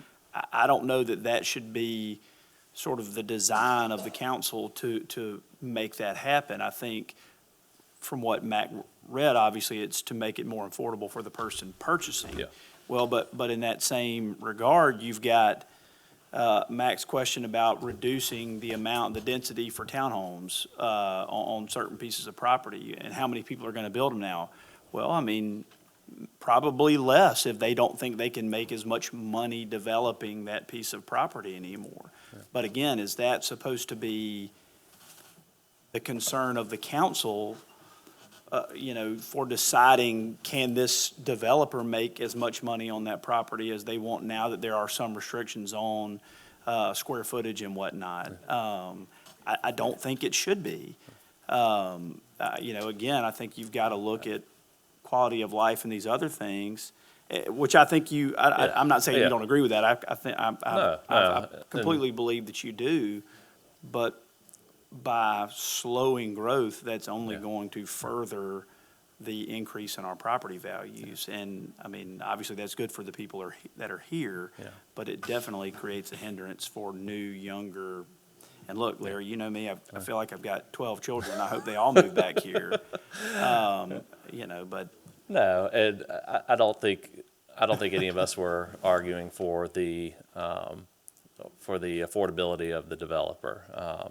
That wasn't my purpose either. Sure. I was more thinking of the employees that I hire that come out of school, and when they ask me where can I live, where should I start looking, and I start telling them every other city other than the one they're going to be working in. And I think about my children, and that's all it was. And I'm not trying to say I'm a huge proponent for apartments. I just wanted to point out something. Somebody asked me a question, and I can't remember who said it. I do enjoy puzzles, so I started playing with the puzzle, and started saying, well, where in the world could you actually do it if you wanted to? And I didn't see it. I know Hunter mentions, 15 years ago with all the apartments. I guarantee the majority of those was when y'all had the ETJ and they were coming through as MOP projects, and there are still unzoned pieces of property as you go down Greeno that I guess potentially could be that, but unless I'm wrong, this isn't going to change any of that. At this point, you can't stop it if it's not, well, if you call it a subdivision and you need water, I guess you can. You can stop it. Okay. All right, I've kept enough of your time. I'd appreciate you not giving anybody ideas, though. All right, would anyone else like to speak to item number 4? Good one. Oh, yes, sir. Well, I think the A word is fun to talk about because we're presuming we're jumping right to this foregone conclusion that our apartments are bad. And I'm always curious. I asked Jay one time in a meeting, do we not like the people or do we not like the structures? It's a housing type that is, I hope we all agree, is needed, but I still don't understand why we're actively dissing it. And Jay, your point, y'all are in market making when you limit, you do create markets and financial conditions when you limit the certain, I mean, you're actively in that by zoning. That's, we can call it quality of life, but it's ultimately managing the market supply. So I'd be curious to hear y'all's thoughts about why we love and hate apartments. I would say apartments have an increased burden on infrastructure and quality of life. And we know that there's multiple unzoned areas within our community, I'll say, right, that are unzoned and outside of our regulatory control that are either actively becoming apartments or we don't have any results over, right? So if I know that there's, I'm gonna say 25% of the area within our feeder pattern, within our area that we would have to service and transit and be involved with as a community, we have zero control over, and it appears that they're trending towards very high density situations, then I want to make sure in the 80% that I can control, that I'm making sure that that is much more regulated and understood that, well, if they're going to do it over here, I want to make sure it's not happening here because that is going to double the impact, right, the quality of life concerns. So it's not that a ban, so to speak, it's just, it's facing the reality of, hey, there's a lot of stuff that we don't have any control of. So in our sandbox, what can we do to make sure that our infrastructure is supported efficiently? You know, it might be good if in the, you know, the comp plan still shows the ETJ, if some of the findings y'all could do is map all of the apartments that are gonna be right outside our to illustrate your point. And then all we're worried about is traffic. They live right outside our city limits and come use all our goods and services, but that's still a place for your folks to work. So there may be that the affordability is being solved right outside our border. Is maybe that'd be a good document to see, to say there's going to be 500 units. I thought I addressed that when I said that. I basically said what you said. It's a perceived population explosion. It's not against, we're not against people living. I've lived in apartments many times. Not against apartments. I'm not against the people who live in apartments, but I don't even think it's a perception. I think it's a fact that when you build apartment complexes, your population density can increase X number of times versus, say, a single-family home. I mean, if you just take all the vacant land in Fairhope and say, are you going to put single-family residences on there, or are you going to put apartments? It's pretty easy to see that apartments are going to increase population density much faster. Council President. Yes, Can ma'am. I just add something? I think you almost too have to go back, the affordability conversation that came up during the comp plan sessions that we had when we were developing the comp plan was about workforce housing, and it was about single-family residents. It really wasn't about apartments. It was more about having workforce housing and housing for children to move back to the area, that kind of stuff. And it focused really more on single-family. It wasn't about the affordability of not having apartments, those kind of things, because to be honest, the apartments here are not affordable for a lot of people. They can be more than rent in a single-family house, but it was more about workforce housing and being able to have your children move back to the area. We actually had a council member who was pretty engaged in that section and really always talked about workforce housing and being able to have that. So it really wasn't about apartments. And I think That's a good point. to piggyback on that, I think what Councilman Gammon said, even if affordability is something we would like to see, it probably ranks behind controlling quality of life, controlling growth, managing the utilities infrastructure. There's a lot of other things that are also important. So, moving on, yes, sir, you want to speak to Just Adam? real quick, we developed in central Alabama, and this affordability, and I think she's hit it nail on the head. When you have single family, you're allowing people to build wealth, and they'll stay, and they build family structure, and they stay in the community, and they invest in the community. So there is, to me, a highly weighted side on single family. We had an interesting dilemma, or not dilemma, but they were trying to force through side-mounted garages. All of them were pulled in, not facing the street, a number of trees on the lots, certain density, and all of this. And everything that they were adding made the houses less affordable. And I think that's when we start talking about affordability is, wow, 10 years ago, a fireman on their own salary could afford a house. Now, right now, a single family, a fireman, police officer, teacher, they can't. And so now it takes two incomes. And I think a lot of times when we're talking about affordability, we really, really need to be thinking about where they can own and they can build wealth and they can invest in the community. Thank you. All right, moving on to item number 5, special conditions for mixed-use buildings. Any, Really don't have a slide for that one. Okay. There's kind of two topics. I can pull up the two subject matters I think was mentioned earlier. The regulations right now, as they currently sit, have mixed use referenced, it's kind of peppered all over the ordinance. There's some language in the medical overlay district, some in the central business district. So the goal was kind of keeping those all in one place in the special conditions.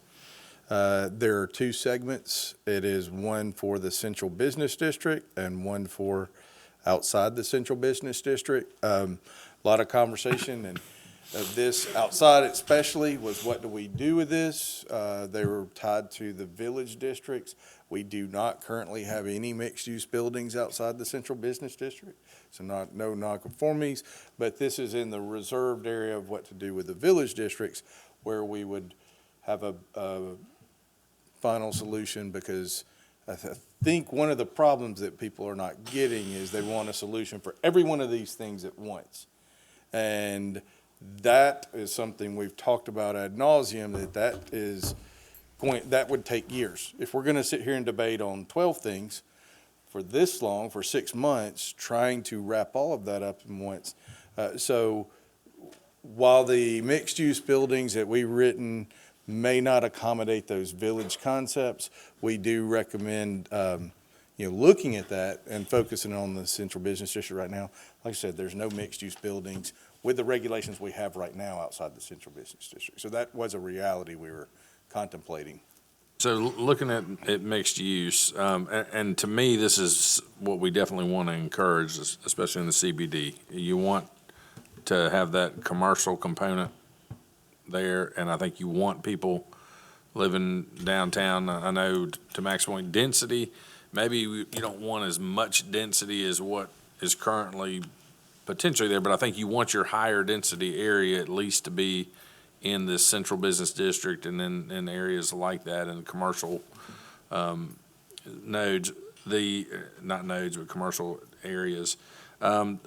Just to go back up a little bit more, this one thing on the site, the 20,000 square foot site, I mean, that's almost a half an acre. I've got to feel that there's got to be quite a few small lots downtown that would be below 20,000. I was reading your mind, so let me Okay, scroll just a yes, tad sir. further. Thank you. So central business district is the minimum Okay, lot there we size go. there. 36, Not 30, 20,000. gotcha. Okay. Yes. That's what I was thinking we had had that conversation earlier and had Yes, changed it. and Thank you. there is, I think, I've talked to many of you individually. The one thing that's not considered here that I think everyone is somewhat on board with, one component of this is there are a few lots. I think a list was sent out of all the lots that are smaller than 3,600 square and 30 square feet. A lot of those are condo lots already. So I think we wound up with about 16, maybe 13 or 16 that are actually developable lots under that threshold. And at least whatever we decide conceptually, there's at least we want to encourage mixed use, so at least those Should lots. it be like a get minimum something. of They one? can still Something. be developed, because it was never our intent in the last version, and Mac and Ryan, and thank you guys especially for bringing that and showing illustrating some real-world examples, real-life examples of our CBD. Jimmy, I know you said, and maybe all of you did sometime. Yes, sir. It was never my intent to prevent that mixed use. So do we have lots, I mean, you're putting a number on there, 3630. What if you have a 3,500 square foot lot? He was just saying they've got 16 or? There's around 16. What is that, does that preclude them or not? And That's where we're getting I haven't to, had I a think. chance to talk to all of you together.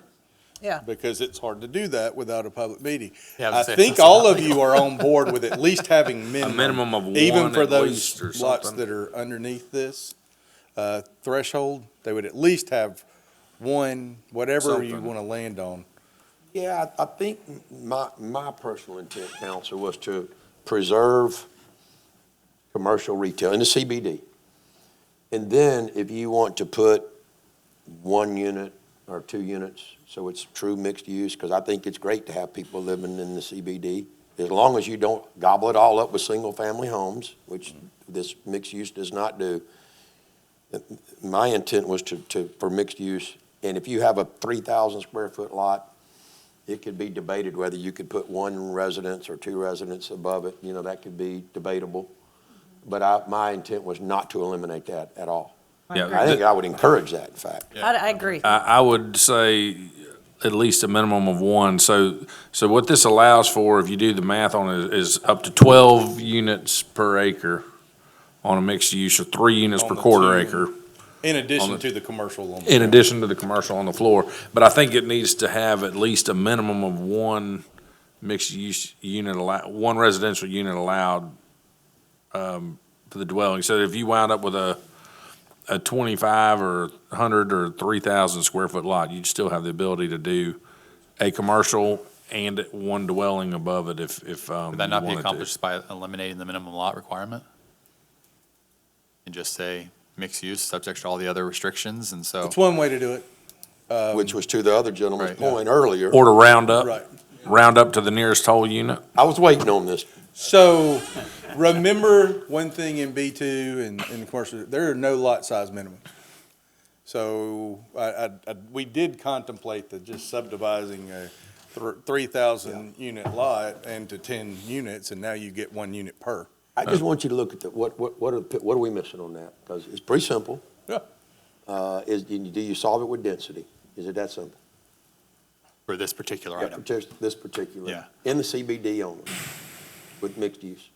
Yeah, And I know one thing is, that, I know that we get into people that will try to make the first floor residential, and they'll put I'm just making up, 100 square foot of commercial and say it's mixed use. And that's one thing I don't want them to take advantage of us on, because that's defeating the purpose of having mixed use. We don't want an So, Amazon I wanna locker be on the first true floor. mixed use, but the trade-off is you gotta have business first floor and then residential second or, And I think we got some or good third. feedback Yeah.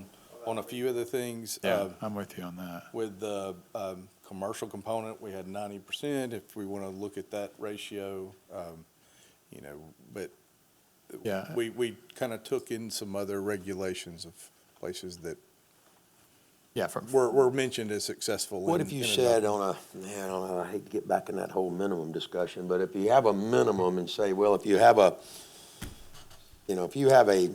very small lot size, let's just say you have a 2,500 square foot lot size, the 90% of that, it might as well be 100% on the first floor. I know that's, stratifying it, but I don't know if that makes sense. But it complicates when you got a formula. I just say, hey, it should all be commercial on the first floor. But you might need some stairs or something like that is what I think. There's Entryway. There's and- certainly, and that's what we're trying to solve. Where's that number in the ratio? Commercial on the ground floor, but if you've got residential above, you need some access. Sometimes that's parking, sometimes that's stairs, elevators to get up there. So that was the threshold of the 10% we propose right now to accommodate that. And so, obviously I believe, based on everything we've talked about over the last 6-8 months about this particular topic, that we want to do whatever we can to encourage continued mixed-use development in the CBD. And so whatever we're drafting here, I think needs to make that as welcoming and as accessible as possible. And Mac, here's where I contradict myself a little. I think when we're talking about the CBD and these type of developments, we do have to pay attention to whether or not it is economically feasible for the property owner to be able to build out these commercial and residential spaces. If we make it so burdensome to create that second or third floor residential by creating this square footage requirement that doesn't make it economically viable, we're going to lose people trying to do that in the CBD, which we are clearly trying to encourage.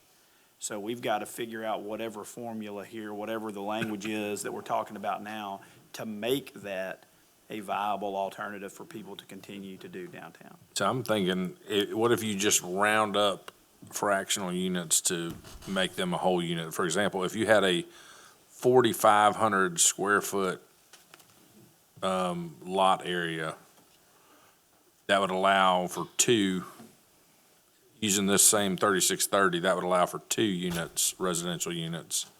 I mean, that's a 45 by 100 foot lot, if I'm making up size. That would allow for 2 residential units. That pigeonholing yourself again. I mean, you go back and take that one example that we've heard a lot, the one right there on Fairhope Avenue, that lot was how big, Ryan? 3,000 square feet? 2,800 square feet, and it's got 2 residences above it, and I don't think anybody up here dislikes it. Which one is it? It's, yeah, above Oh. Southern Tide. Oh, it's the yeah. Retail and So 2. that would be, Yeah. building would not be allowed under this. Right. And that's what I'm saying. I don't think anybody dislikes And it. That's that where was you- one of the ones, he could have well, right now, no, but if and I think that's where I could use some guidance. If we're Yeah, gonna so say if you 1 got unit 2,500 default, or 2, 4, and what we'll do is actually show you exactly where those properties are. Yeah. Because I think that matters. I'd There's love not to hear too from the many- people in the If audience. it's 2,000 or 2,500 and you've got commercial on the, and I'm not counting, I count stairs and elevator as, it's neither residential nor commercial to me, it's just a tool. And, but you allow that to be built to a certain height, you can put residential above it as long as first floor is retail, because you've preserved that space as retail. Yeah. Historically, it was probably a 1-story building, you're not defeating anything that was already downtown.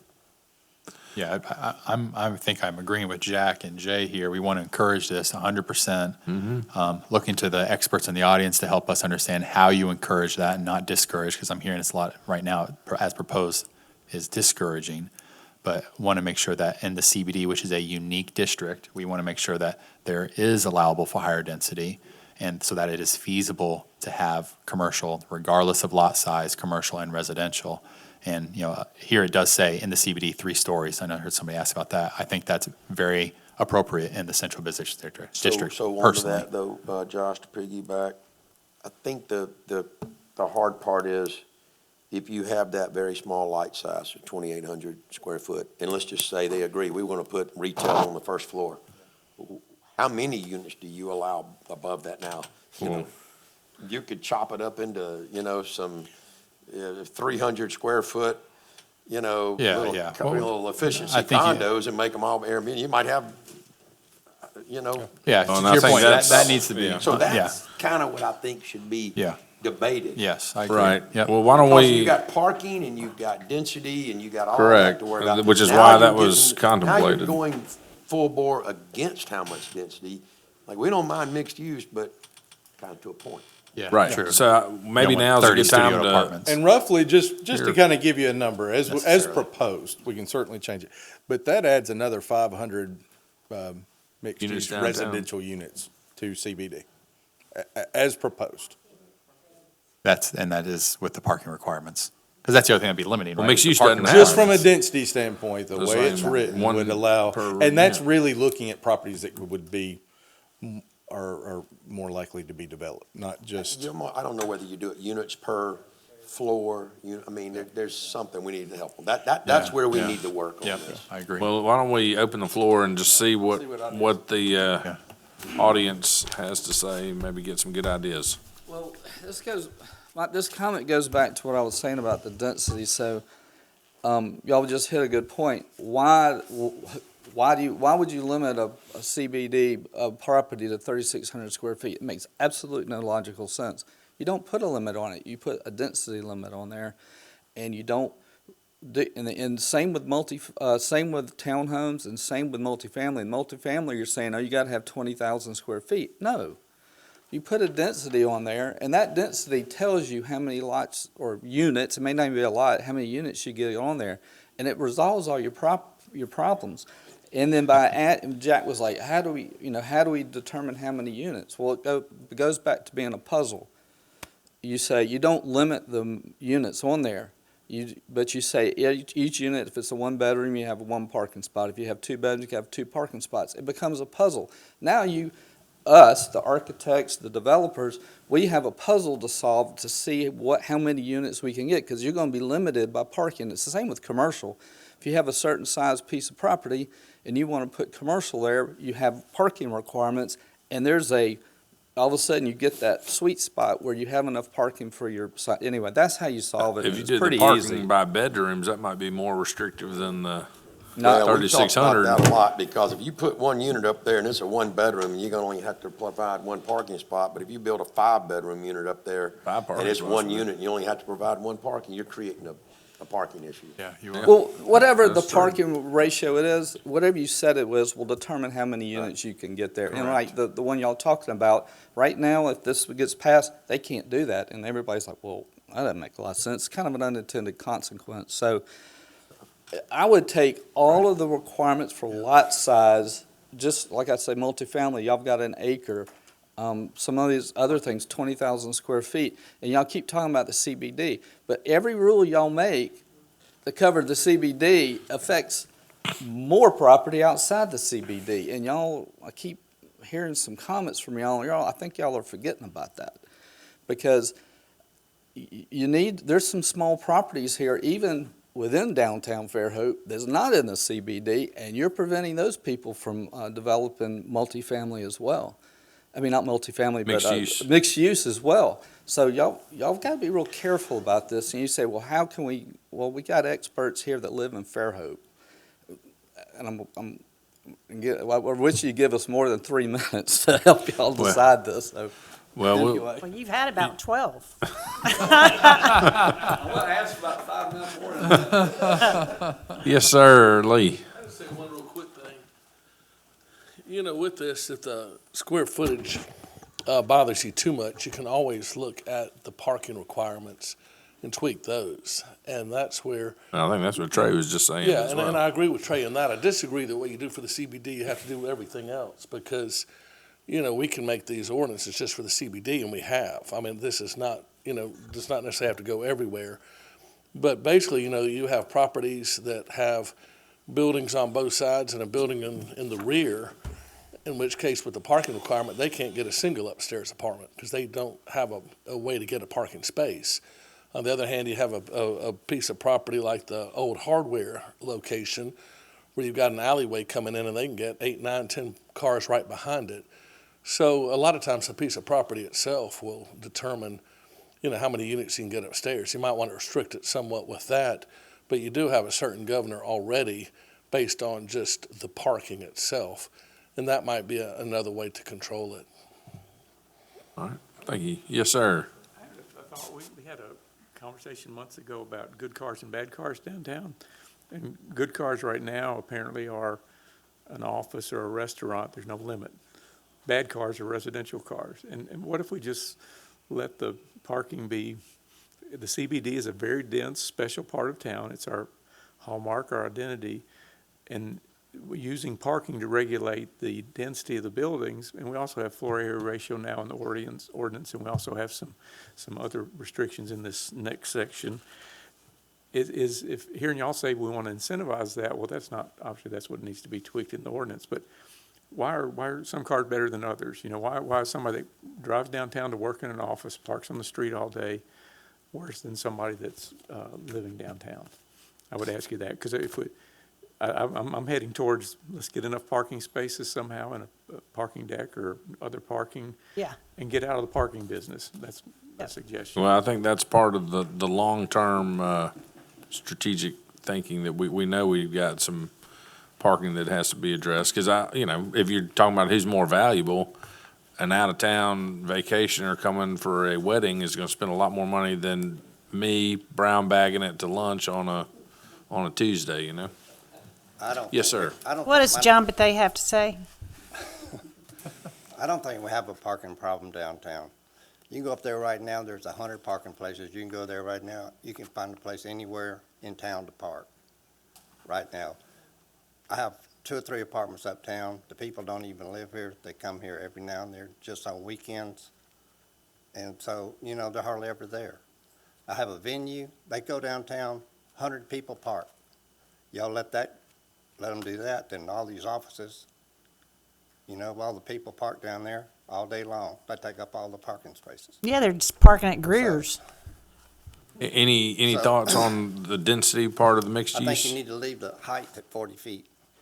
Don't be cutting it down, because I was gonna put a roof on that Broken Egg building with dormers and everything. It would have been twice as good looking. But I wasn't able to do that because it was about 3 feet short. I need 3 more feet, so I couldn't do it. And I couldn't put apartments up there. I wanted to put 3 apartments up there, but now I had a venue up there, and they have 100 parking spaces for those people. 80 people can go up there right now instead of 3. So what's the parking deal? You have 100 people in a venue, but you can't let 3 people that are never there. That didn't make any sense. So I encourage, I think if you had an apartment complex, it'd be a bigger problem. But you only got 2 or 3 apartments. I don't think that's a problem for parking. So you need to think about that and start thinking about venues and things that doesn't require parking. So you got it just backwards on that part. If I may? Yes, sir. Just real quick, we did, there was some amendments proposed that added parking requirements for commercial uses, venue, office space, and I think that's what prompted the conversations. And a lot of that input we got from that was, don't regulate the CBD by parking requirements, or you're gonna have surface level parking lots and, parking decks taking up the whole block, and that prompted the parking study that we're wrapping up right now. So. Anyone else on mixed use? Yes, sir. You just get closer, just make yourself comfortable. No, I'm good. He's trying to get his steps in. That's like the exercise. I need to get my steps in. Y'all are kind of hitting it pretty hard here, and I appreciate it. One of the comments that Trey said a minute ago is we have a bunch of other properties that the B3A, B3B all say mixed use. None of those properties can do this mixed use now. The 20,000 square feet, maybe none, but maybe the word none is not right. Very few of them. A lot of the downtown B3A, B3B properties are smaller than 20,000 square feet, or they're very, very close to that. And it's gonna be really hard to get the parking requirements in there outside the CBD. So I just wanna make, disincentivizing the mixed use outside the CBD, which we don't have any right now anyways. I get that. So I just wanna, if it is something that we're thinking about outside the CBD, it's already a difficult thing to do, and we might want to look at that side of things and where those things are allowed and what properties and how that would work. In the CBD, if we're trying to encourage it, I think what you're hearing is a few things. Just putting it by square footage is probably not the right thing to do. But right now, you already have the parking is what regulates the number of units. And like our friend in the back there said, there's a lot of them that can't do it because there's no place to park. So we already have issues with some of that. So that goes back to what we were talking about, why we have a parking requirement. So then you put in an FAR. I mean, there's a lot of different ways you're trying to regulate at the same time when you have 3 or 4 different means of regulations, and all of a sudden it really disincentivizes the ability for a developer to be able to go in there and do anything on any of these properties. So the way it is today, the current ordinance, it's all regulated by the number of parking spaces. That's it. And the majority of there's very few large parcels downtown that can fit a lot of on there. There are a few. I'm sure that's the other side of what the planning, the Hunter and his team have been trying to figure out is what happens when Greer's one day sells and turns that into something, because it's huge. But then you have all the other properties that are small. So I know it's a balancing act. I'm not saying there's a perfect, like you've said this a bunch of times, Hunter, there's no perfect magic bullet on all this. I agree, but if we're trying to incentivize things, we're not. This is not necessarily incentivizing it. We're really limiting it in multiple ways now. increasing the square footage on the first floor from 50% to 90%. If that includes stairs and elevators on a small property is going to make more of that. So then all of a sudden you're squeezing the size of your building to get the parking spaces in. So you're already limiting your floor area ratio because parking has to be out, can't be under roof anymore because 90% of it the first floor. And they just kind of compound on top of one another. All right, time's up. Yeah. I got a question for you as kind of a follow-up. So if you were to measure it by lot size, how many units, that's one mechanism. If you drive by parking spots, right now you can, and I'll pick on one of the ones downtown because Mr. Britt's, for example, that doesn't fit based on what is currently in the proposed ordinance. Correct. Even if you do the thing that you're talking about, the 3,600 round down or round up, whatever. It still would, if you did that, it still wouldn't. You get one. You get one unit. Correct. So then my next question on that would be, okay, if you take that one and you treat it by, right now it's got one parking space, I guess, per dwelling Yes, unit. That's right. It's 2 So parking spaces. if you were going by bedrooms, I don't know how many bedrooms it is, if it's 6 or 8 total. 6 total, yeah. Okay, so 6. So if you went by bedrooms and said 6, that wouldn't probably have been able to be built there. Maybe they could have reconfigured, No, but I'm just trying to think through. It's hard. Similar, like a 6-bedroom complex, or let's say it's a 4-bedroom, just a single unit, 4-bedroom place would have the same parking requirement currently as a 1-bedroom place. Correct. So that doesn't seem necessarily equitable. I don't know if that's the greatest way to drive it on the one per unit, but. What is incentivized right now is a commercial office building that you can get Right. 150 people into that building. That's 4 stories, 3 stories tall, 40 feet. It's a call center, whatever. And That's I don't- what is incentivized by this ordinance. I just want to let y'all understand that. Yeah, and I don't think that's what we were driving for. Because don't have to worry about parking. I don't have to worry about floor area ratio. I don't have to worry about any of those things.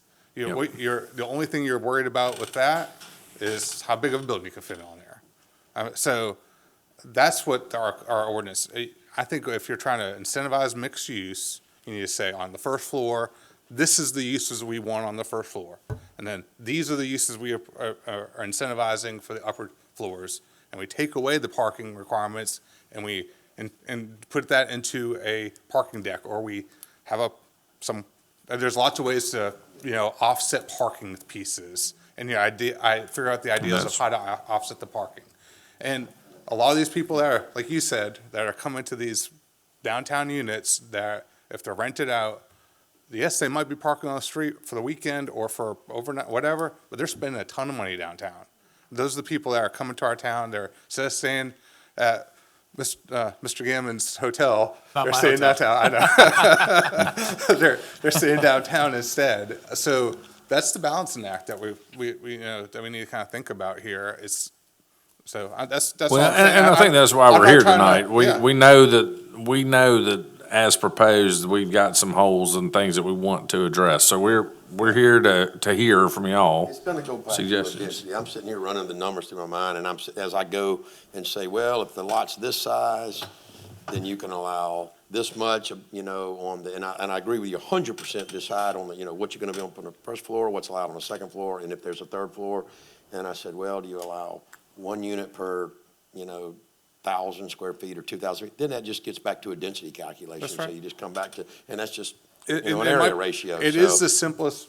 So you just come back to an area ratio. He made it the simplest is what And that you is. just make that area ratio applicable to your various levels as you envision. But there's lots of tools, and Then you got Mac parking brought this up during the planning commission, there's a design guides and stuff as part of the comprehensive plan, and the floor area ratio is part of that, and I think that was something else that is in the future, but the floor area ratio is part of this particular ordinance, this one ordinance for the mixed use right now, so you're already kind of contemplating some of these things. It's just all those things are thrown into this one ordinance, so it overcomplicates mixed use, especially in the CBD, in my opinion.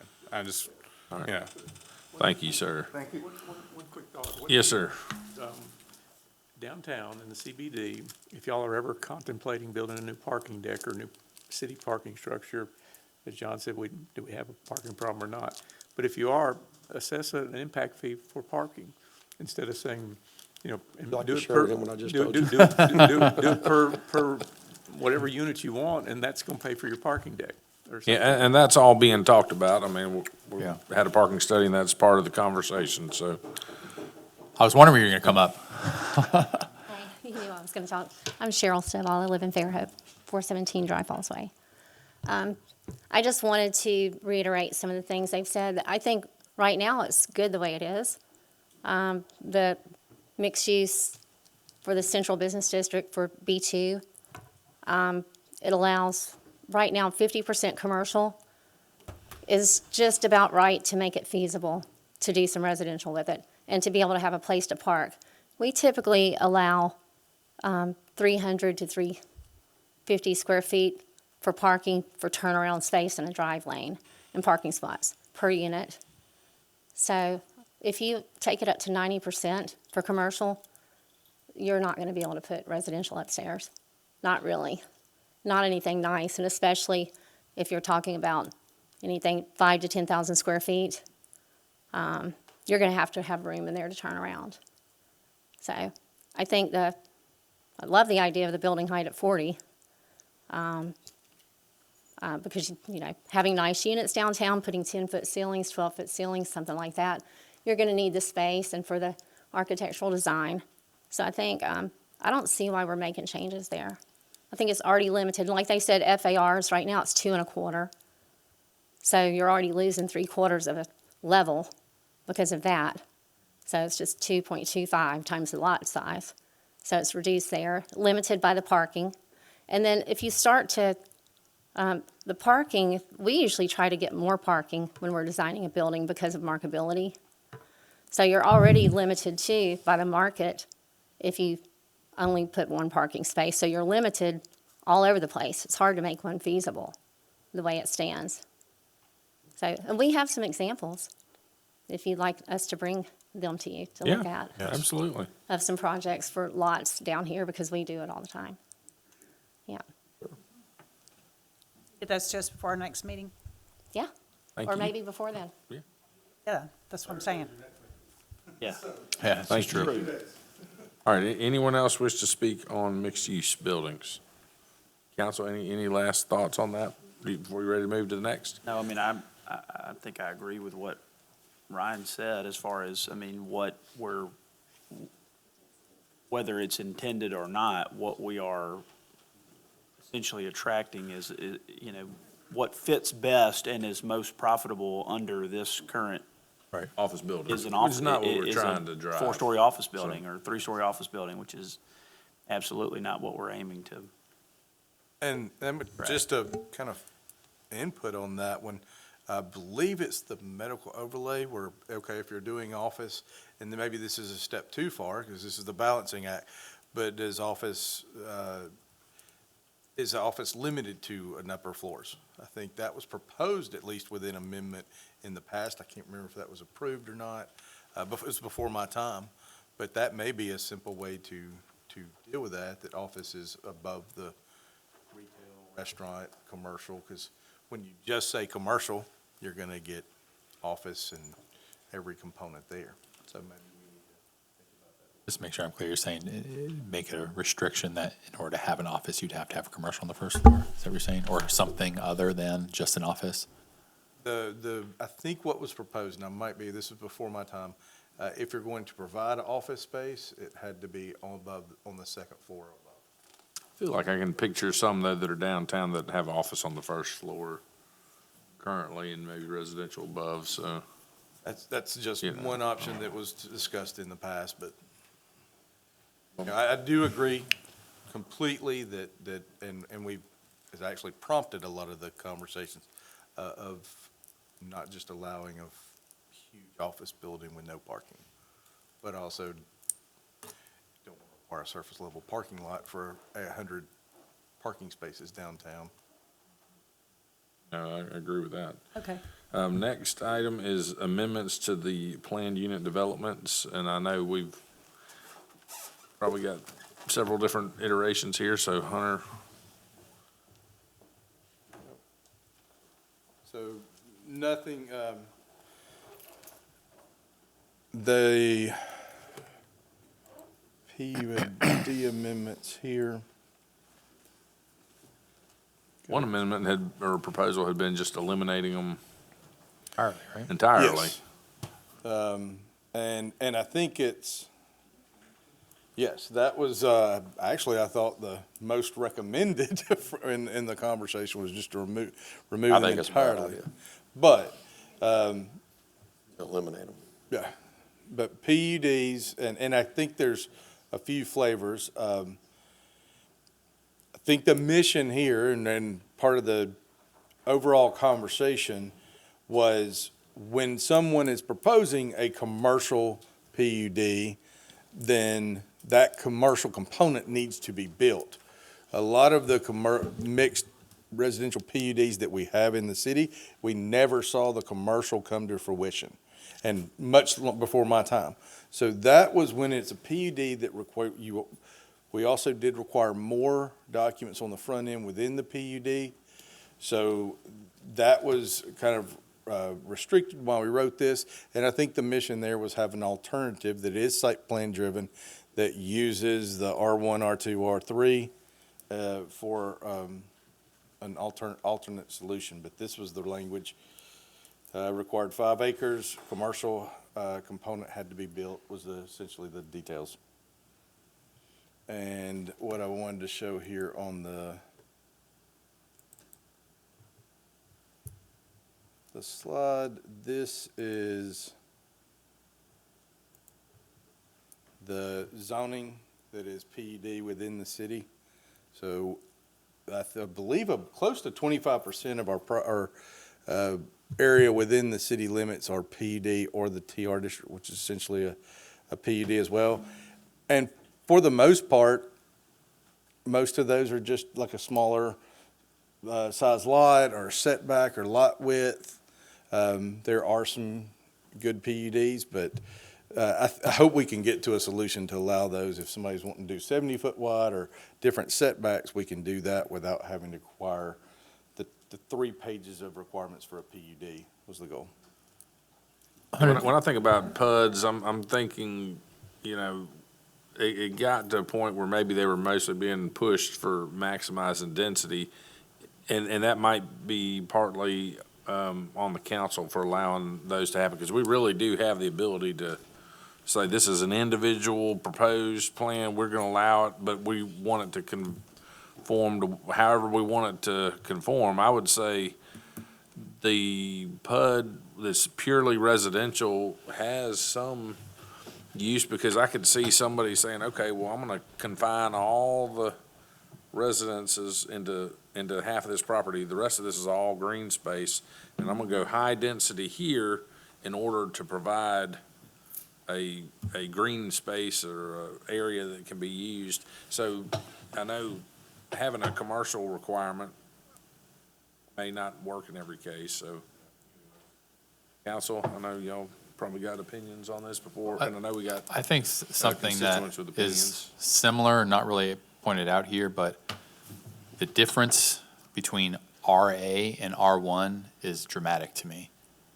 We should really have an in-between, right? RA, correct me if I'm wrong here, is 1 per 3 acres, and then R1 is 15,000 square feet. I mean, it's like which is 2.7. 2 per acre. I mean, so it's like you go from this almost 3 really large to nothing. It's almost like we need to create something in between that's like either 1 per acre or 1 per acre and a half or something. I'm not an expert there, but to encourage more of that, because really the PUDs, right, they're coming to us with what makes sense within our regulations. So they're saying, well, I'm just R1, I'm not high density, but really R1 is rather high density.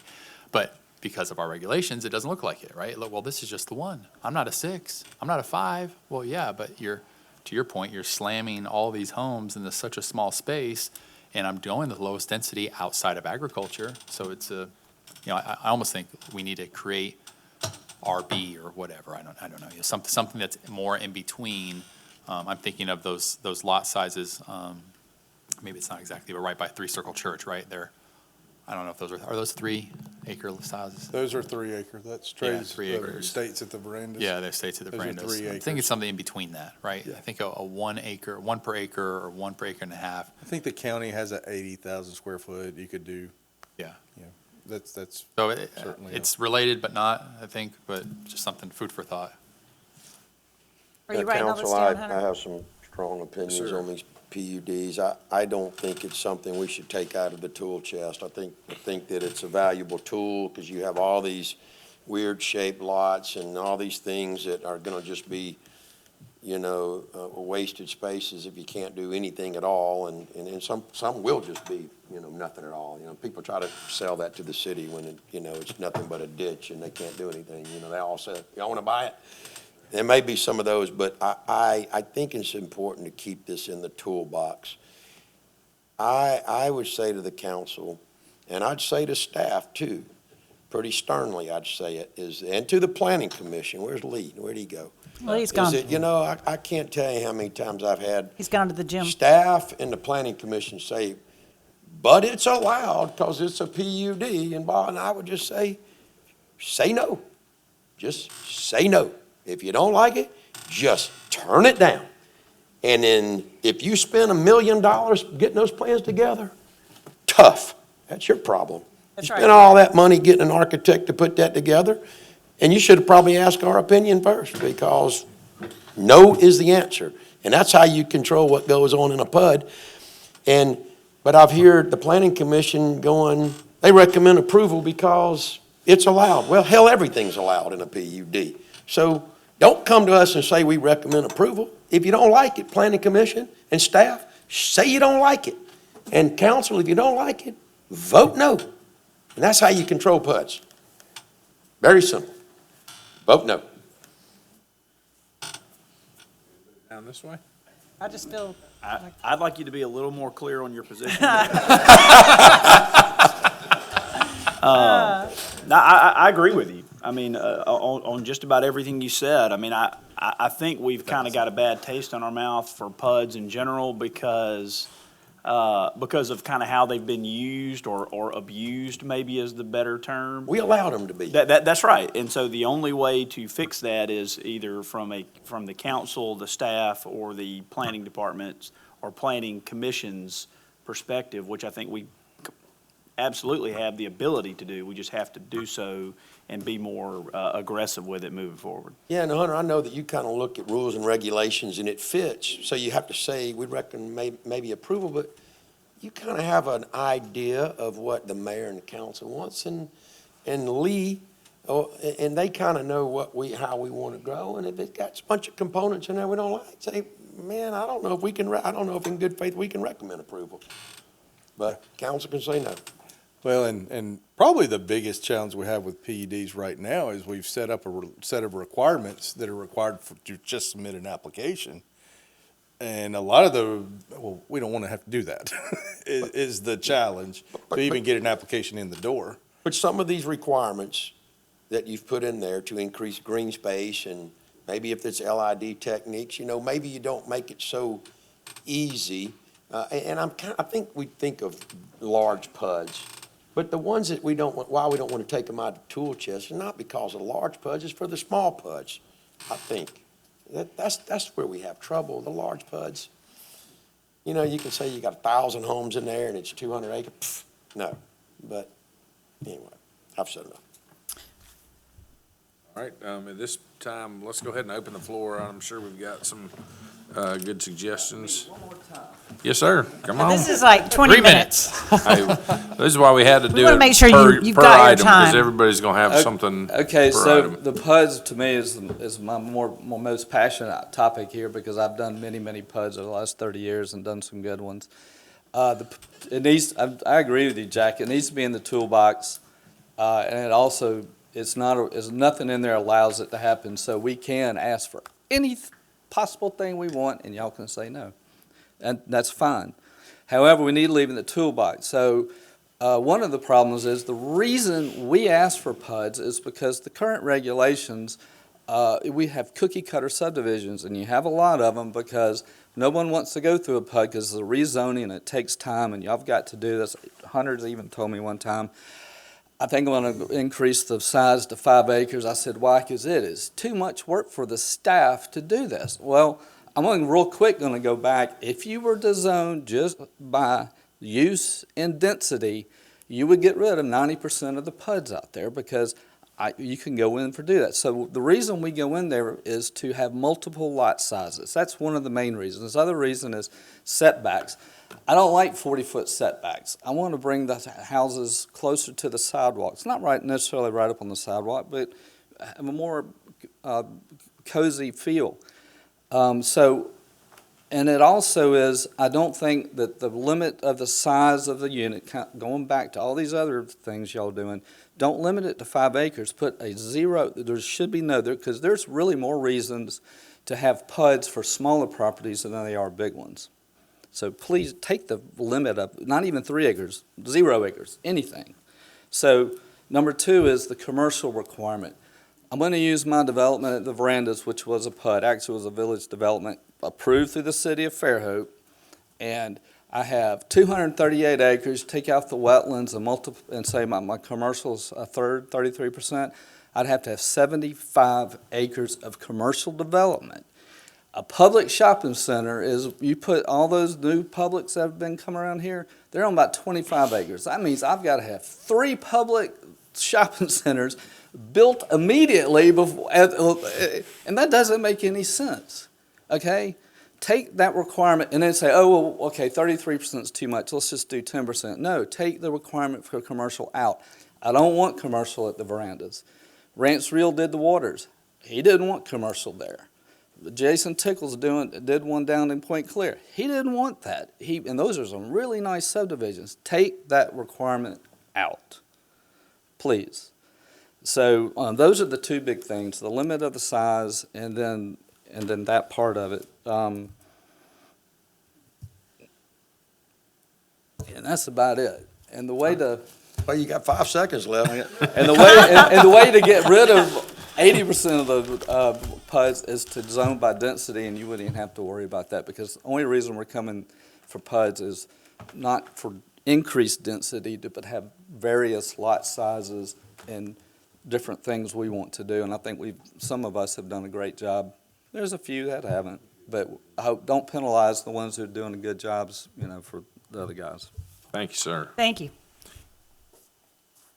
Anybody else? Oh, I wonder who's coming up next. Well, I'm trying to keep up with Trace over here. I see that. Yeah. So Jack touched on something, and Hunter's talked about it too, well, first of all, when the PUD was announced to be taken away, we were all kind of giggling in the community, say, why would they take away the most creative, flexible tool for both parties? So I'm glad you're thinking about keeping it in there, because when it done well, it's a win-win.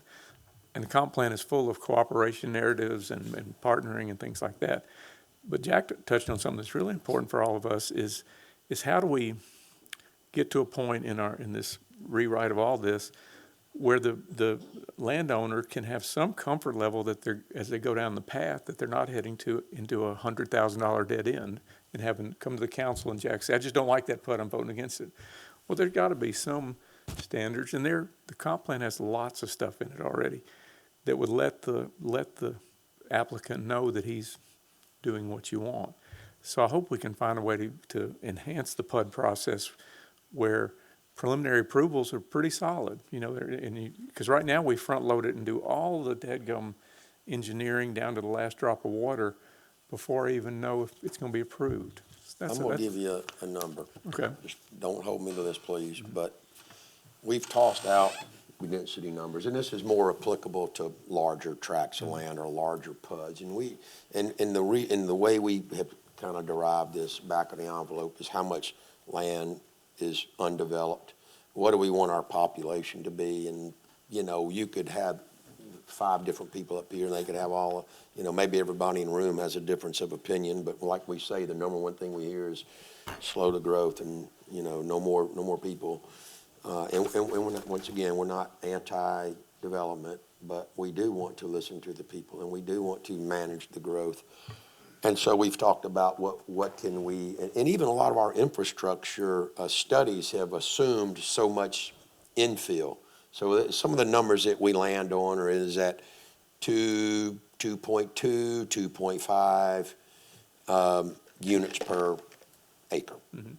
So if you're coming up to here and it's, 10 units per acre right now, and that's why you hear the negative connotations around apartments, because it's that density. And it's not, that's not pointed at apartments or townhomes. It's pointed at density. And so if I was going to give someone, if you were talking to me and we were having coffee, Jack, what do you like? I want to say, I can probably live with that. And I don't know, it depends on the product, but that 2.5, parts of that might be, 3, 4, but parts of that might be, 1. But overall. But the overall, because we're looking at that infill and what our population may be and what we can provide, to Joshua's point earlier was a great point, was what can we provide? So that. No, the simplicity of the Trey's method is because you're getting away from, I like this use and I don't like that use. The net result is units per acre, and you're looking at what. That's the overall, if you want to look at 50,000 feet, the overall is, we want to be a city of 250,000 in 20 years, or we want to be a city of 50,000? And some people are throwing up on themselves because I use the word 50,000, but the reality is that there's enough capacity out there, then that's kind of where we're headed, Some stuff's already been approved, too. All right. Anybody else wish to speak on PUDs? No, the only other thing Any I'd other like to say comments, is I'm just looking up here, 65.5. I know you said 80,000, but 65.5 would kind of be halfway between R1 and RA. Yes, I would just mention the 80,000, Yeah. a lot of times we are annexing property in, and that's equivalent of the estate zoning in the county. Oh, estates, Only okay. reference. So that may be why, okay. All right, we're gonna move. I'd love to see that, so I don't know if council, you feel appropriate to add something like that, but this might be the time.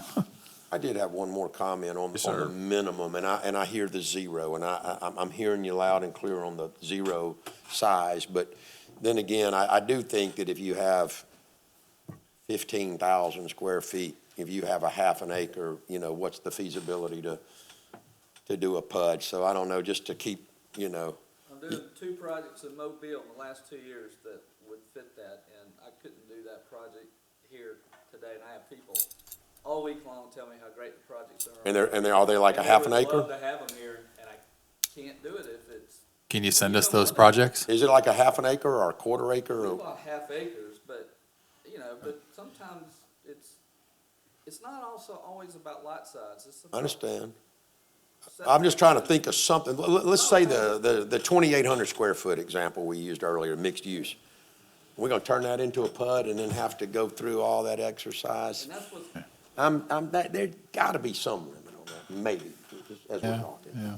I mean, I do want to clarify, because I know Trey and I've talked a lot, and that it's not the work we put on. That's not what we're concerned about. I know Rock Creek is a project that the city's proud of. It's had a long, it's a hard to, somebody with a house in there, we have to go through 2 boxes, because that's a PUD that has multiple amendments.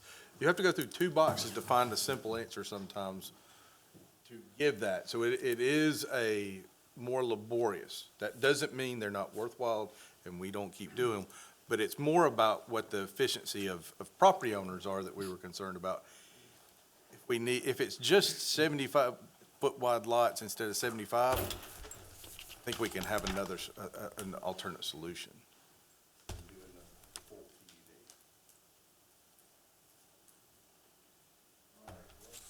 Move on to the next item. These are not as time sensitive. But we'll see what we can cover. So, you want to speak on PUDs? No. Next issue. Next one, he's just getting ready. You're just getting in line before Trey and Mac beat these other ones take That's the right. mic. Before the Okay. developers take over. All right, okay, so the next item are gonna be, item number 1 is requiring site plan review for the following uses. We've got mixed-use buildings, convalescent or nursing home, automobile service stations, automobile repair, recreational vehicle park, hotel or motel, and entertainment venue. Council, any questions? Hunter, any comments before we open the floor? So it's currently not required? Or what's the? So currently, what requires a site plan, a mixed-use building is required. If your impervious surfaces are greater than 30%, and if building height is meeting that. The reason we added some of these is because not all automobile service station, gas station, for example, is in the same place. The site plan review allows approvals, conditional approvals, to be put on a site plan review. So that was the requirement, or why we were moving those under mandatory per those uses that have repeatedly been concerned. Gotcha. All right. Floor is open. Thank you. Fred Grenade, 57 North Bayview. May it please the council, my remarks are going to be more general, except for one example I'll use in my remarks. My remarks today are personal to me and do not reflect the views of any other person or group. I believe our zoning ordinances should identify the problems, make a fact-based determination on how to solve the problems, and formulate clearly drafted, practical zoning provisions that do so. The present and proposed ordinance does not do this. An example, the proposed zoning ordinance, Article 3C1K, is one example of how this is not done. It requires our home sidewalks, driveways, parking areas, decks, and patios to be constructed of materials that allow passage of water into the ground at a rate equal to the pre-developed condition, the dirt. We are all in favor of controlling stormwater runoff. But this zoning amendment is not based on any facts or surveys indicating that the amount of stormwater runoff will be materially decreased by requiring homeowners to go through this significant and expensive regulatory requirement before we can pave a sidewalk or driveway at our houses. Did the Planning Commission consider the elderly homeowner in Fairhope? He uses a cane or a walker and needs to pave a smooth surfaced sidewalk or driveway to get to his car or to get to the street. Apparently not. Ryan noted the unintended consequences of this ad hoc approach to zoning. Fairhope has developed a new master comprehensive plan. This enabling law says that Fairhope shall make zoning regulations in accordance with this new comprehensive plan. I trusted this was not the Planning Commission's purpose in sending this amended zoning ordinance to the council.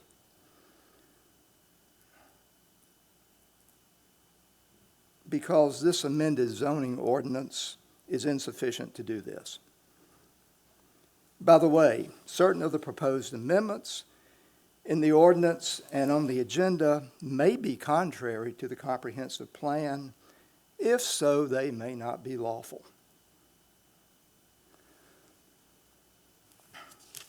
I spent a couple of days going through this. I practiced law for 4 decades, was an adjunct law professor for the last couple of years. There were a lot of this I couldn't figure out, frankly. Well, join the crowd. And I don't think it should be that way. So I respectfully propose the following to the council. First, pass an appropriate zoning amendment that codifies those matters arising out of and in connection with our moratorium. I think that's got to be done now. Secondly, engage appropriate outside professional help to assist the council in drafting a new clearly drafted, and fact-based zoning ordinance, one that comports with our new master comprehensive plan and meets the requirements of our enabling law, and gives us all some certainty. This meeting today is evidence that this ad hoc approach only creates more confusion. The result, I'm afraid, will be something that will not serve us well. Thank you. Well, well. Anyone? All right. Floor is still open. Okay. This is for the site plan, Site plans. not All the right. impervious surface yet. Required site plan? So the question I had and I raised earlier is, this is my favorite topic, the A word, not apartments, but affordability. There's a great article I'll get for you guys about how the high cost of housing now, one of the primary drivers is the increased regulatory burden. And it goes through nationally and lists all the different things. And Eric and I've talked about how we used to build houses with this much building code, and now our houses have this much. And each time we do something, and we're kind of glib about it, each time it adds a little bit to the cost of the homeowner or the property owner. So each of these, when I said this a few months ago, I kind of got an eye roll from you guys, but it's probably a $2,000 or $3,000 effort to prepare a new submittal to come to you guys after we've been through a very thorough process with the planning staff to ask for final Mother May I. And I'm curious what the intent of that is, because it's another little $1,000 here, $3,000 here burden to the homeowners or the property owners, and what are you accomplishing? Second part, I know we're getting to permeability in a minute, but it's related to this. We sat in our office before the meeting and talked about submittals for residences we're doing in Mobile, who has a much more mature and complex stormwater management program. We compared two houses we're doing. One of them had an $8,000 fee for that submittal. One of them had a $9,000 fee. That may be what we're heading towards, in another unintended consequence as you adopt the permeability thing, if you do. And let's just be aware of that that's a burden you're putting on the homeowners. And I think to Fred's point, I'm sorry to jump ahead of that topic, there ought to be some way to know what the incremental effect of my added impermeability is versus one size fits all, which is what you're proposing now. So, thank you. Can I ask you, for the mobile properties, is that regulation restricted to like historic districts, or is it citywide? It's It doesn't citywide, matter and where your property is? we'd be happy to talk to you, because it's a very, they have a much bigger issue, stormwater-wise, bigger city, bigger history, and they've been dealing with it forever. Where we are is probably where they were in the, I don't know, but it's a big requirement, and it's just what they do, but y'all need to know what this ordinance leads us to, and be sensitive to it, I hope, so, thank you. Thank you. All right. Anybody else on site plan review? All right. Council, any comments on this, or y'all want to move on to the next topic? We're getting close. We might actually fit everything. Yeah, well, we've got Well, we're not going 15, to. 16, 17 minutes from your prediction of 8 All o'clock. right, next item. Yeah. On the site plan review process for specifically PUDs, if you could not require any kind of engineering, but just require a to-scale plan and approve that just for what it is, that would be helpful in the process to get somebody started, at least. Yeah, that would. Sorry, I turned that off. So what we're talking about here is a specific application in the zoning ordinance for a site plan review. Site plan lowercase is required as a part of the PUD. This is just for the site plan for review for those specific uses, not specifically. Non-PUD. Okay, okay. Yeah, well, I do want to ask, I don't want to get deep in the weeds on this, but what's the relevance of automobile service stations and automobile repairs? Why is that specifically on the site plan review? Was it not currently required? No, sir. So site plan review, they could have been. We were Been on looking the for a little impervious consistency if they were doing the impervious surface.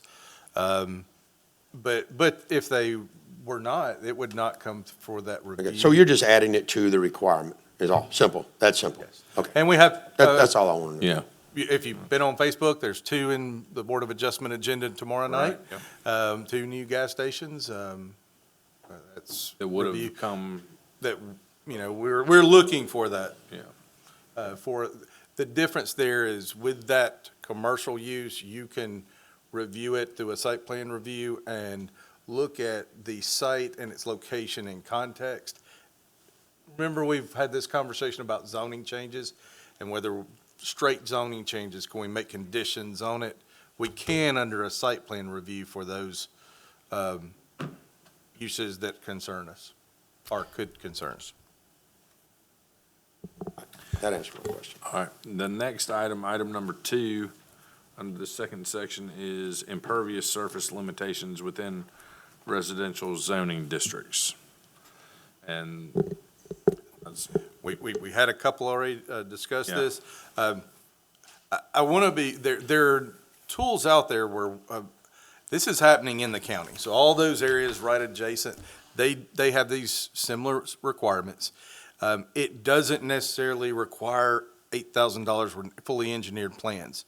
There's a lot of tools out there that through our partnership with the county, it's called planometrics and GIS information. We know where every building footprint is. If you've seen the accuracy of your tax, going up based on your property, that's one of the reasons. We have great aerial and really we can do, and the county does today, handles about 95% in 10 minutes without even getting out in the field.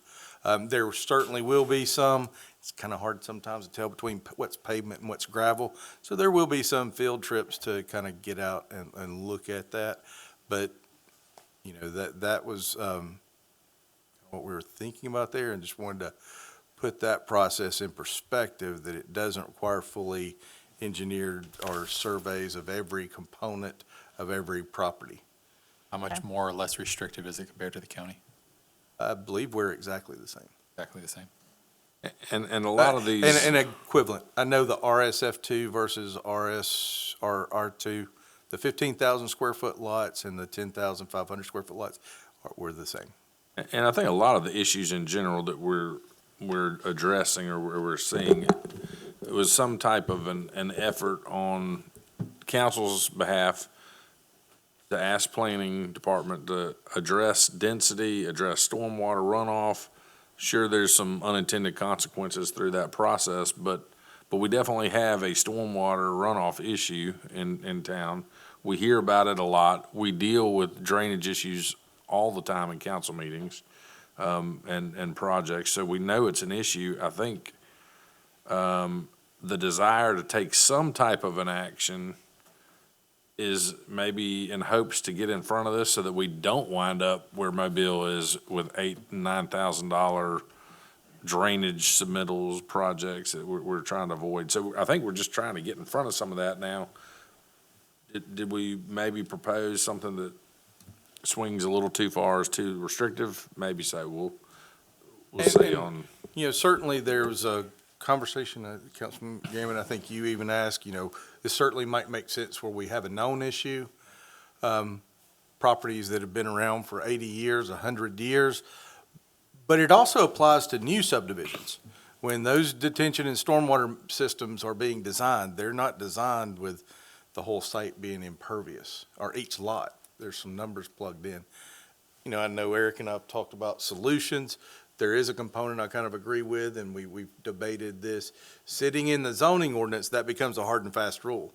And really, the only way around that's a variance. So maybe we look at those requirements in another location within city codes that have a little bit more flexibility when there are unique situations. And that's something we're kind of, talking about, and welcome that conversation. Okay. All right, would anyone in the audience like to speak to the impervious surface limitations? I just want to quickly say, sorry, to your point, Hunter, yeah, I think we definitely have drainage issues. We need to solve them, but we got to treat fruit and nut different than Gayfer Extension, right? Like there's clearly different, they're similar but different, right? I mean, yes, you need to have some impervious and some drainage rule regulations in there, but where we know there's severe issues, where we have sanitary sewage overflows, for example, where there's stuff that we know there's a problem, I think it's got to be treated differently instead of a one-size-fits-all. But Come on up, Lee. Thank you. Lee Vernell, 732 South Mobile Street. First of all, very proud of this meeting and the cooperative spirit of everybody. Impervious issues are definitely more and more common, is expected to be regulated now with the amount of growth. I understand all of that, and I know that Fairhope is going to go there. We have to some degree. My appeal is that we really identify, are there specific areas that require more specific attention versus a one-size-fits-all? And what Mac was alluding to, like in Mobile, particularly Spring Hill area, near Mobile Country Club, and Eric's probably real familiar with that ordinance. I know whatever I say here, he's going to make it seem trivial, so afterwards. But what I wanted to say is that they do have very strict requirements. They took a point in time and did an aerial photograph of the entire city back in 1984 and use that as their basis from if you make substantial improvements from that point over a certain amount of area, 4,000 square feet. It's very complicated, but it's a formula. And it didn't penalize the people at that point that already had development the way maybe, Mr. Gammon, you were replying about the fruit and net, which is really sensitive. I've done over 100 lot surveys there, and a vast majority of them, just in my own, I wouldn't name any names or point it out, but it's overnight, it's gonna, if we imply those 5% increases in the formulas of coverage, it's really gonna create some surprise for people. Not that it's not warranted, but are those the right numbers? You know, and what are the protocols to judge that? What applies? And I know Eric deals with this a lot with all the calls he's gotten, and I respect that, and there's no doubt you should not dump water on your neighbors. But all I'm saying is to root it in some type of study, kind of like Fred was insinuating. I don't know what that takes. I know Orange Beach has strict guidelines. I know it's coming and it's important here, but I don't want it to be arbitrarily applied. And then we as designers, when we sit down with our clients, we can do a quick take, but it's not going to be legal. We're going to have to recommend they hire a survey and survey every bit of hardscape on their property. And that may be what we need to do, and we understand that. But it has a huge impact. These just 5% increases that seem simple have a great impact to the folks, but yet I know we need to protect our community with the right ordinances. So those two projects Max was referring to were my projects I'm working on in Mobile, and I love keeping civil engineers busy, and I love working with them. But I mean, our structural engineering fee just on this one new residence was $7,000, and the drainage study by a very well-respected engineering firm was $9,000. Reasonable, hard work. They have to do a lot. They take on the liability. They have to design it all. We got downstream. We got an attorney. That's the downstream, so it's going to be done well. But I want to slow down and make sure that we root it in really good research and come up with the right numbers. And happy to help as we move forward on this. I'm glad it's not a time-sensitive issue, but it is a sensitive issue for the future of Fairhope. So. Thank you. Yes, speaking of time. Well, we've still got 7 minutes. We're going to fit what we can fit in there. 6 now. 6 minutes. 2 more. Is the, basing it on the studies, because the neighborhoods are different, and, you know, I imagine there's some neighborhoods you draw a red line around, and we got to do more, we got to put more in the ground, because think of the point source, the homeowner, and the discharge point, the city. The homeowner's water leaves their house, goes into the city's system, and it's the city's water at that point. And in this cooperative environment we're talking about, I'm anxious to see the city show us some ways they're going to treat stormwater discharge differently versus saying, Grandma, you can't add a bump to your house. And I think that's really the important part. And it really it does get complicated when you want to add stuff and you have to do these studies.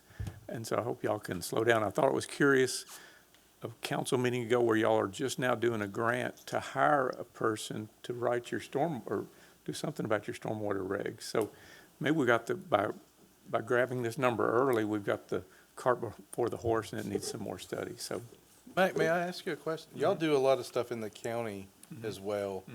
This has the same requirement. Do y'all have problems in the county, just right out down the street? Let me pull my guy here. I haven't had this come up with the county project yet. Because I think they, talking to them, they kind of look at it and it's only if they bet that you're close and.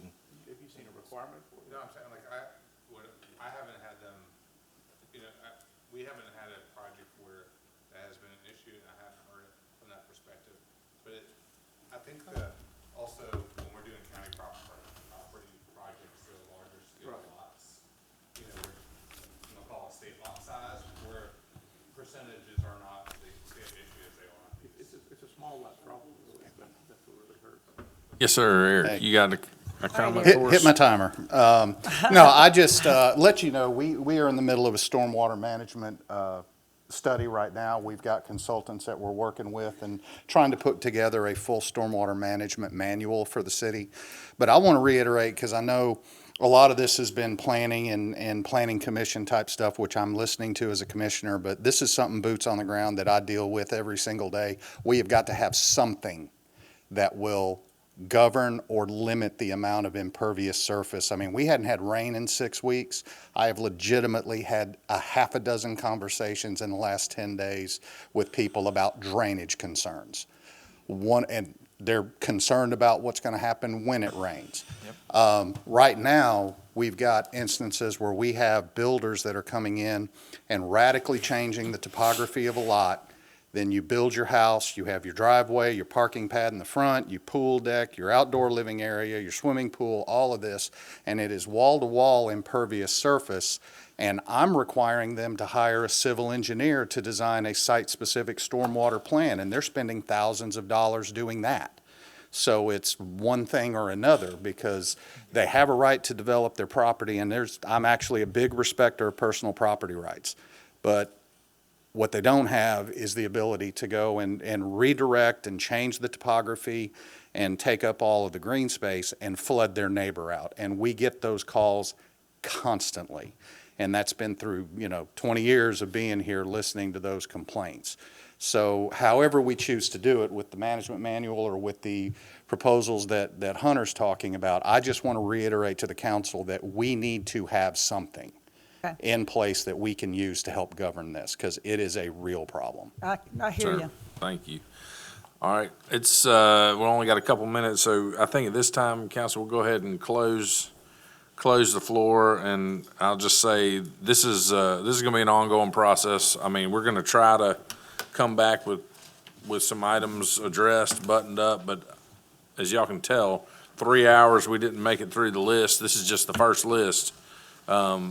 I think we're making progress. We got to start somewhere, but I think this is going to be ongoing. We'll try to keep y'all posted whether we're going to do some earlier start work sessions maybe to address some of these. Might have another one of these type of meetings. We'll be keeping people posted, but thank you for coming out. Thank you for participating, for bringing your ideas, suggestions. This was mostly about us wanting to hear the pain points, hear the concerns. If we didn't get to an item, I really apologize if you were here waiting for the last couple of items and we didn't even get to it. But we hit the 3-hour cap, and I'm ready to let everybody head home and go have some dinner, that kind of thing. But we'll be back doing this again, I'm sure. So Yeah, thanks everybody any for coming other out. comments, We council? appreciate you. I thought it was very productive. Yeah, thank you. Yeah, All right. Can I get a motion to adjourn? If we even need one. Motion. That's all right, yeah. I second it. Well, we're out. Thank y'all.